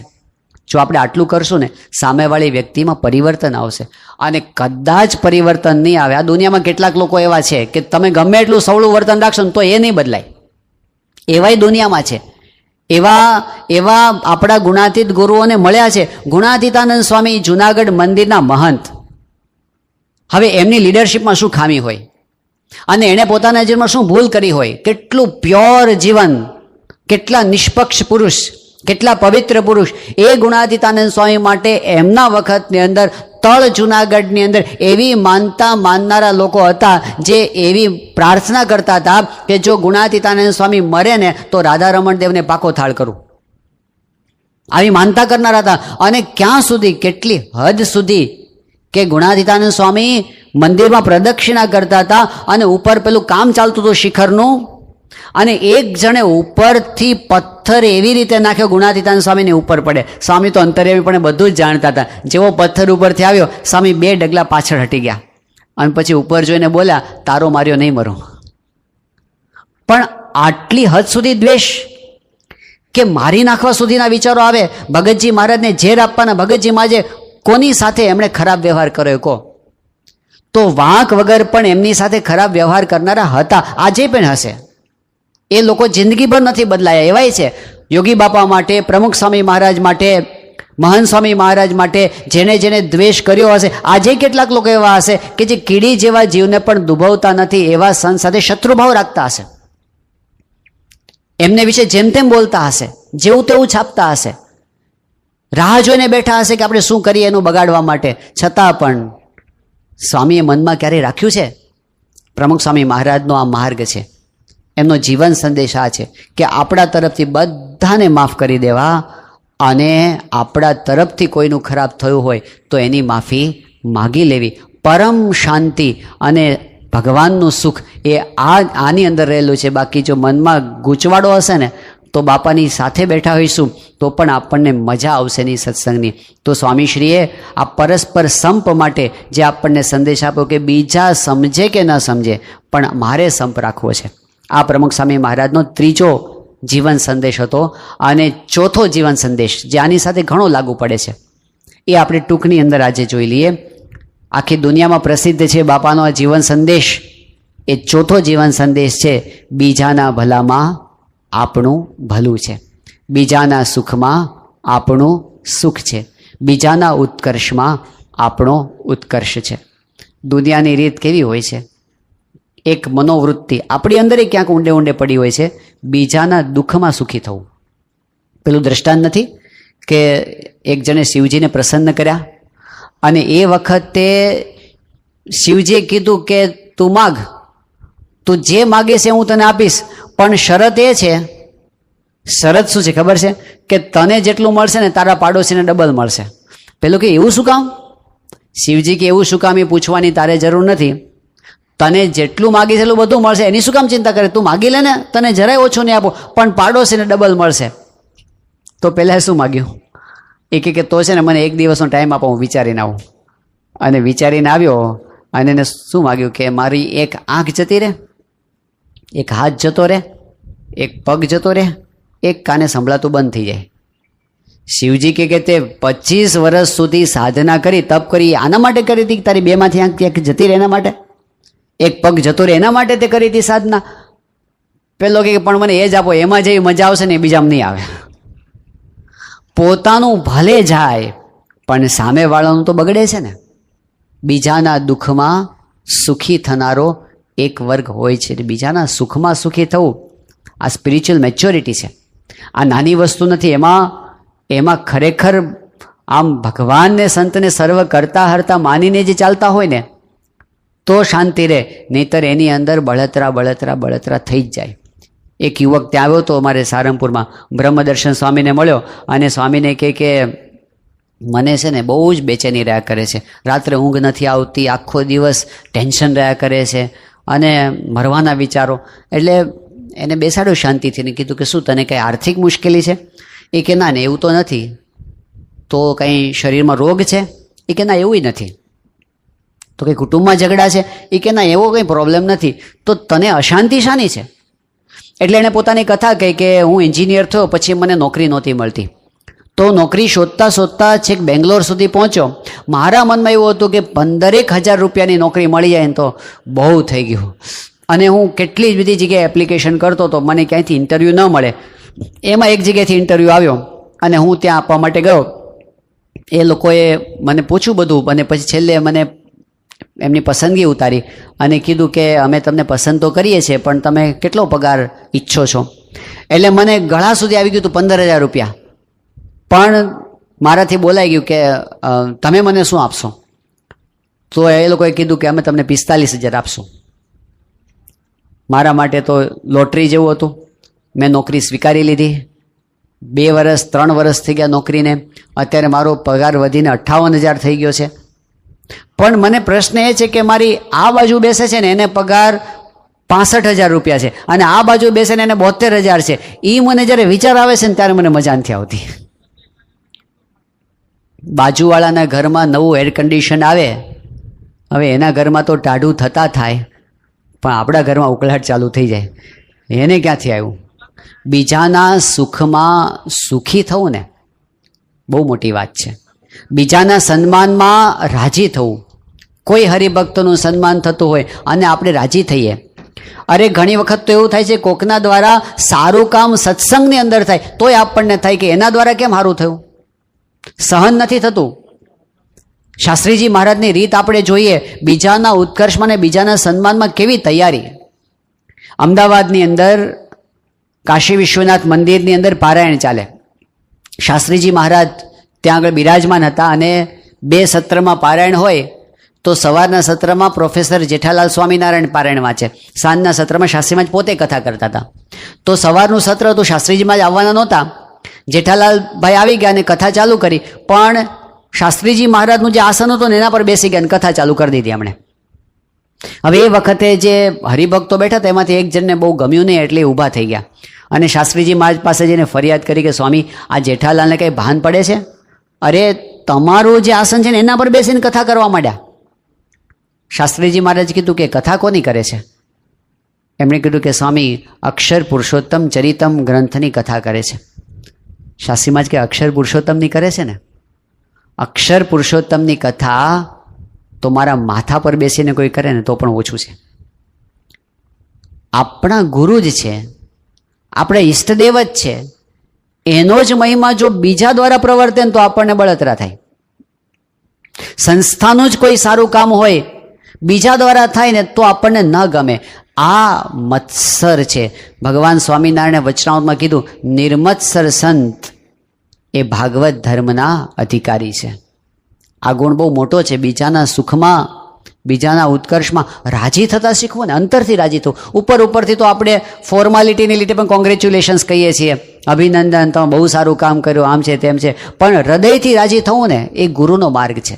સ્વામીશ્રીએ આપણને શીખવ્યું બીજાના સુખમાં આપણું સુખ, અને એમાં બાપાનું જીવન આપણને દેખાય છે. જીવનભર એણે બધાનું હિત કર્યું છે, ખાલી ભાવના નહીં, પ્રયત્ન કર્યા છે. એમણે પશુ પંખીનું હિત કર્યું છે. બાપાના કરુણા કેટલી બધી આપણે જોઈ છે સ્વામીની, કે સ્વામી જ્યારે ત્યાં રાજકોટ પાસે રતનપુર ગામ છે, ત્યાં કેટલ કેમ્પમાં પધાર્યા હતા. ત્યાં બધા 4000 જેટલા વાછરડા રાખવામાં આવ્યા હતા. સ્વામી પધાર્યા અને બાપાની પાછળ પાછળ પેલા વાછરડાઓ ફર્યા કરે. સ્વામીએ ત્યાંના સંચાલકને પૂછ્યું કે આ વાછરડા કેમ પાછળ ફરે છે? એમણે કીધું કે સ્વામી, છેલ્લા કેટલાય દિવસોથી અમે એને ઘાસચારો આપી નથી શક્યા અને એટલે જે કોઈ વ્યક્તિ આવે ને એની પાછળ પાછળ ફરે છે. સ્વામીએ સાંભળ્યું અને બાપાની આંખમાં જળજળી આવી ગયા. સ્વામી કાંઈ જ બોલ્યા નહીં, મૌન થઈ ગયા એકદમ. ગાડીમાં બેસીને સ્વામી ગોંડલ આવ્યા. ઠાકોરજીના દર્શન કરીને સ્વામી નીચે ઉતર્યા અને સીધું જ્ઞાનપ્રસાદ સ્વામીને કીધું, સ્વામી કે હું હમણાં રતનપુર ગયો હતો અને વાછરડાનું દુઃખ મારાથી દેખાયું નહીં. સ્વામી કે ગમે તેમ કરો, ગમે તેમ કરીને આજે ને આજે તમે છે ને આપણા તરફથી ઘાસચારો ત્યાં પહોંચાડો. એમણે કીધું કે બાપા, ઘાસ છે જ નહીં. રાજકોટની માર્કેટમાં એક ટ્રક ઘાસ આવે ને તો 20 જણા લાઈનમાં ઊભા હોય છે. ઘાસચારો મળવો જોઈએ ને તો આપણે પહોંચાડીએ.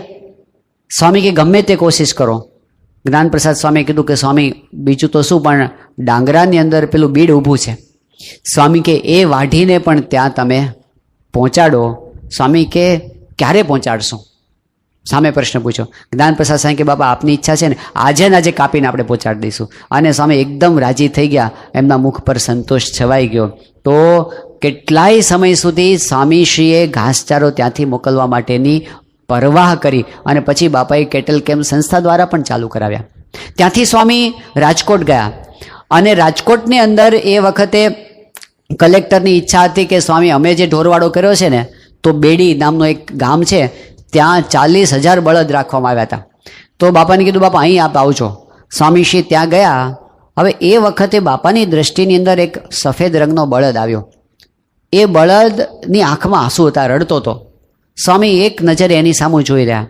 પછી સ્વામી ત્યાંથી નીકળવાનું થયું એટલે સારંગપુર આવ્યા. સારંગપુર આવીને સ્વામી તરત જ્ઞાનપ્રસાદ સ્વામીને ફોન કર્યો. જ્ઞાનપ્રસાદ સ્વામી બોચાસણ ગયા હતા પેલું ઘાસચારાની ખરીદી માટે. એટલે સ્વામી એમને કીધું કે તમે ક્યાં છો? એ કે સ્વામી બોચાસણ છું. કે શું કાર્યક્રમ છે? એ કે બાબા બસ હવે અહીંથી ગોંડલ પાછા જવાનું છે. સ્વામી કે મારે ખાસ કામ છે, તમે સારંગપુર થઈને જજો. એટલે જ્ઞાનપ્રસાદ સ્વામી સારંગપુર આવ્યા, બાપાને મળ્યા. બાપા શું કામ છે? સ્વામી કે હું છે ને રાજકોટ ગયો ને તો ત્યાં છે ને મેં એક બળદ જોયો અને એ બળદ છે ને ઊભો ઊભો રડતો, તેની આંખમાં આંસુ હતા. સ્વામી કે એ બળદને આપણે ગોંડલ મંદિરે લઈ આવો છે, તો તમે એને લઈ આવો. સ્વામી કે પણ બાપા, એ તો 40,000 બળદ છે, એમાં મારે ઓળખવો કઈ રીતે? તમે કયો બળદ જોયો તો? સ્વામી કે સફેદ રંગનો બળદ હતો અને એના છે ને આમ વાંકડિયા વાળ હતા. અરે વાંકડિયા પેલા શું શિંગડા હતા. તો એ કે બાપા, કાઠિયાવાડમાં લગભગ બધા બળદને એવા જ શિંગડા હોય. તો એમાં સ્વામી કે તમે જાઓ ને પણ તમને મળશે. હવે બાપાના વચ્ચે ને એ ત્યાંથી ગયા રાજકોટ ને પેલા કેટલ કેમ્પમાં. એમાં તો મોટું આખું ચક્કર મારવાનું તો ઘણા બધા દરવાજા હતા. એટલે એક ઝાપામાંથી પ્રવેશ કર્યો. સાંજના પેલું એકદમ ઝાંખું ઝાંખું વાતાવરણ થઈ ગયું હતું. સંધ્યા ઢળી હતી. મેટાડોરની ઉપર ચડ્યા અને ઉપર ચડીને ચારે બાજુ જોયું કે આવો કંઈ બળદ દેખાય છે. એક દરવાજેથી બીજા દરવાજેથી કેટલું બધું ફર્યા. એમાં અંધારું થઈ ગયું. એટલે કે આજે તો નહીં મળે. રાજકોટ મંદિરે જઈને સૂઈ ગયા. બીજે દિવસે સવારમાં 7 વાગ્યામાં પાછા ઉપડ્યા અને બાપાની ઈચ્છા હતી એટલે ત્યાં જઈને એક એક દરવાજે પ્રવેશ કરે, એક એક ઝાપામાં. બાપા એવી નિશાની આપી હતી કે ઝાપામાં પ્રવેશ કરીએ ને તો જમણી બાજુ એક ઝૂંપડી હતી, જે પેલા મજૂર માણસ રહેતા હોય ને એવી એક ઝૂંપડી હતી. ત્યાંથી થોડે દૂર એક હવેડો હતો અને હવેડાની સામે પેલો બળદ ઊભો હતો. એટલે શોધતા શોધતા એણે એવો દરવાજો શોધો, ઝૂંપડીવાળો દરવાજો કયો છે એક મળી ગઈ. એમાં દૂર એક હવાડો પણ દેખાણો અને હવાડા પાસે જઈને ઉભા રહે તો ખરેખર સામે એક બળદ પણ ઊભેલો હતો અને બળદની આંખમાં આંસુ પણ હતા.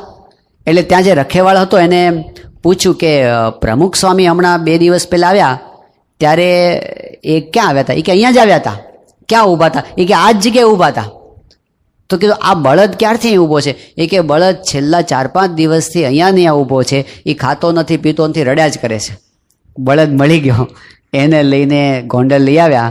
થોડાક મહિના પછી જ્યારે સ્વામી ગોંડલ આવ્યા ત્યારે ખાસ એ બળદને જોવા પધાર્યા. સ્વામી કે બસ આ જ બળદ હતો. એક બળદની સંવેદનાને સ્વામીશ્રીએ કેટલો ન્યાય આપ્યો છે. બીજાના દુઃખનો કેટલો વિચાર સ્વામીએ કર્યો છે. તો સ્વામીશ્રીનું જીવન અંદરથી કરુણાથી સભર હતું.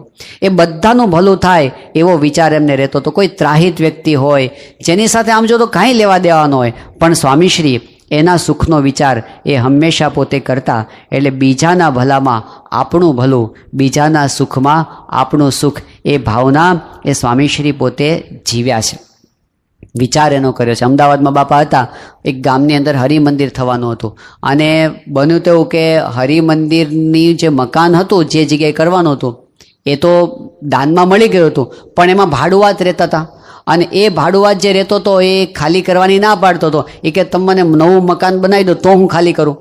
હવે આ બધી મિટિંગમાં ચર્ચા થઈ. એ ગામનો એક કાર્યકર્તા, એ પાછો જુવાન અને જોશીલો, અને એકદમ ગુસ્સામાં આવીને કે નો શું ખાલી કરે, એના બાપનું છે, ખાલી કરવું જ પડે એને, આવું બોલે. એટલે સ્વામી એને વાર્યો. સ્વામી કે જો આવી રીતે કોઈનું પડાવી લેવાની વાત કરવી નહીં. બાપા કે બરાબર છે, માલિકી સંસ્થાની છે, પણ એ બિચારો ગરીબ માણસ છે, એ આજે તમે કાઢી મૂકો તો જાય કે એનો વિચાર કરવો કે નહીં, સાવ પડાવી લેવાની વાત ન કરવી. બાપા કે આપણે એમને બીજું સારું મકાન બનાવી આપો. તો બાપાના હૃદયમાં એ ભાવના હતી કે વિચાર કરતા. 2010ની સાલમાં બાપા અહીં પધાર્યા, અને પ્રયાસવિનભાઈની બહુ જ ઈચ્છા હતી કે બાપા તમે મધુભાન રિસોર્ટમાં આવી અને થોડા દિવસ આરામ કરો. સ્વામીશ્રીને તો બીજા કામ હતા, પણ એમનો આગ્રહ એટલો બધો હતો, એટલે સ્વામી ત્યાં રોકાયા 3-4 દિવસ. હવે એમાં આમ તો આ બધાને પ્રવેશ ના હોય, પણ બધા હરિભક્તોને બાપા ત્યાં હતા અને રોજ પૂજાના દર્શન કરવા જાય, એટલે બધા હરિભક્તોને એન્ટ્રી એ નિમિત્તે ત્યાં મળતી હતી. હવે એમાં એવું થયું કે સવારના પોરમાં બાપાની પૂજા, અને હરિભક્તો ગાડી લઈને આવે. એક જગ્યાએ ગાડી એક હરિભક્ત પાર્ક કરવા ગયા, તેને ચોકીદારે કીધું કે સાહેબ આ જગ્યાએ ગાડી પાર્ક નહીં કરવાની. પણ આપણા હરિભક્ત તો ગુણાતીત કહેવાય, એટલે એ કે અહીં જ પાર્ક થશે, સાંભળ્યા વગર હાલવા માંડ્યા. હવે એક ગાડી પાર્ક થાય એટલે બીજી થાય, બીજી થાય એટલે ત્રીજી થાય. એમાં પ્રયાસવિનભાઈ ત્યાંથી પસાર થયા. એણે જોયું કે આ ગાડી ખોટી જગ્યાએ પાર્ક થયેલી છે. પેલા સિક્યુરિટીવાળાને પૂછ્યું કેમ અહીંયા ખોટી જગ્યાએ? એ કે સાહેબ મેં કીધું પણ મારું કોઈ માનતું નથી. એ કંઈ બોલ્યા નહીં, પણ શિસ્તના બહુ આગ્રહી, પરદેશ ભણીને આવેલા છે ને શિસ્તના આગ્રહી, એટલે એને તો એ સિસ્ટમ પ્રમાણે ત્યાં જઈને ઓફિસમાં જઈને એમણે ઓર્ડર આપી દીધો કે આ માણસને નોકરીમાંથી છૂટો કરી દેવો. બાપા 2 દિવસ રોકાયા. પછી જ્યારે વિદાય લેવાના હતા ત્યારે એમણે બાપાનો આભાર માન્યો કે બાપા આપે ખૂબ મારી પ્રાર્થના સાંભળીને પધાર્યા, એટલે આભાર વ્યક્ત કર્યો. સ્વામીશ્રી જ્યારે નીકળતા સ્વામીએ પ્રયાસવિનભાઈની પાસે આવીને કીધું કે અમે આગળ આવ્યા, અમારા સંતો પણ આવ્યા, અમારા હરિભક્તો પણ આવ્યા, એ બધા અમુક રીતે ટેવાયેલા ન હોય, એટલે બાપા કહે કે જો એમનાથી કંઈ ભૂલચૂક થઈ હોય તો સ્વામી કહે કે એમના વતી હું તમારી માફી માગું છું. આવું સ્વામીએ પ્રયાસવિનભાઈ પાસે માફી માગી. પછી સ્વામી ગાડીમાં બેઠા. આ ગાડી ચાલતી હતી ને સ્વામી ઊભી રાખી, પાછો કાચ ઉતાર્યો, પાછા એમને નજીક બોલાવ્યા. સ્વામી કે મારે એક વિનંતી કરવાની છે. કે બાપા બોલો ને. સ્વામી કે મેં વાત સાંભળી કે તમે તમારા ચોકીદારને છૂટો કરી દીધો છે.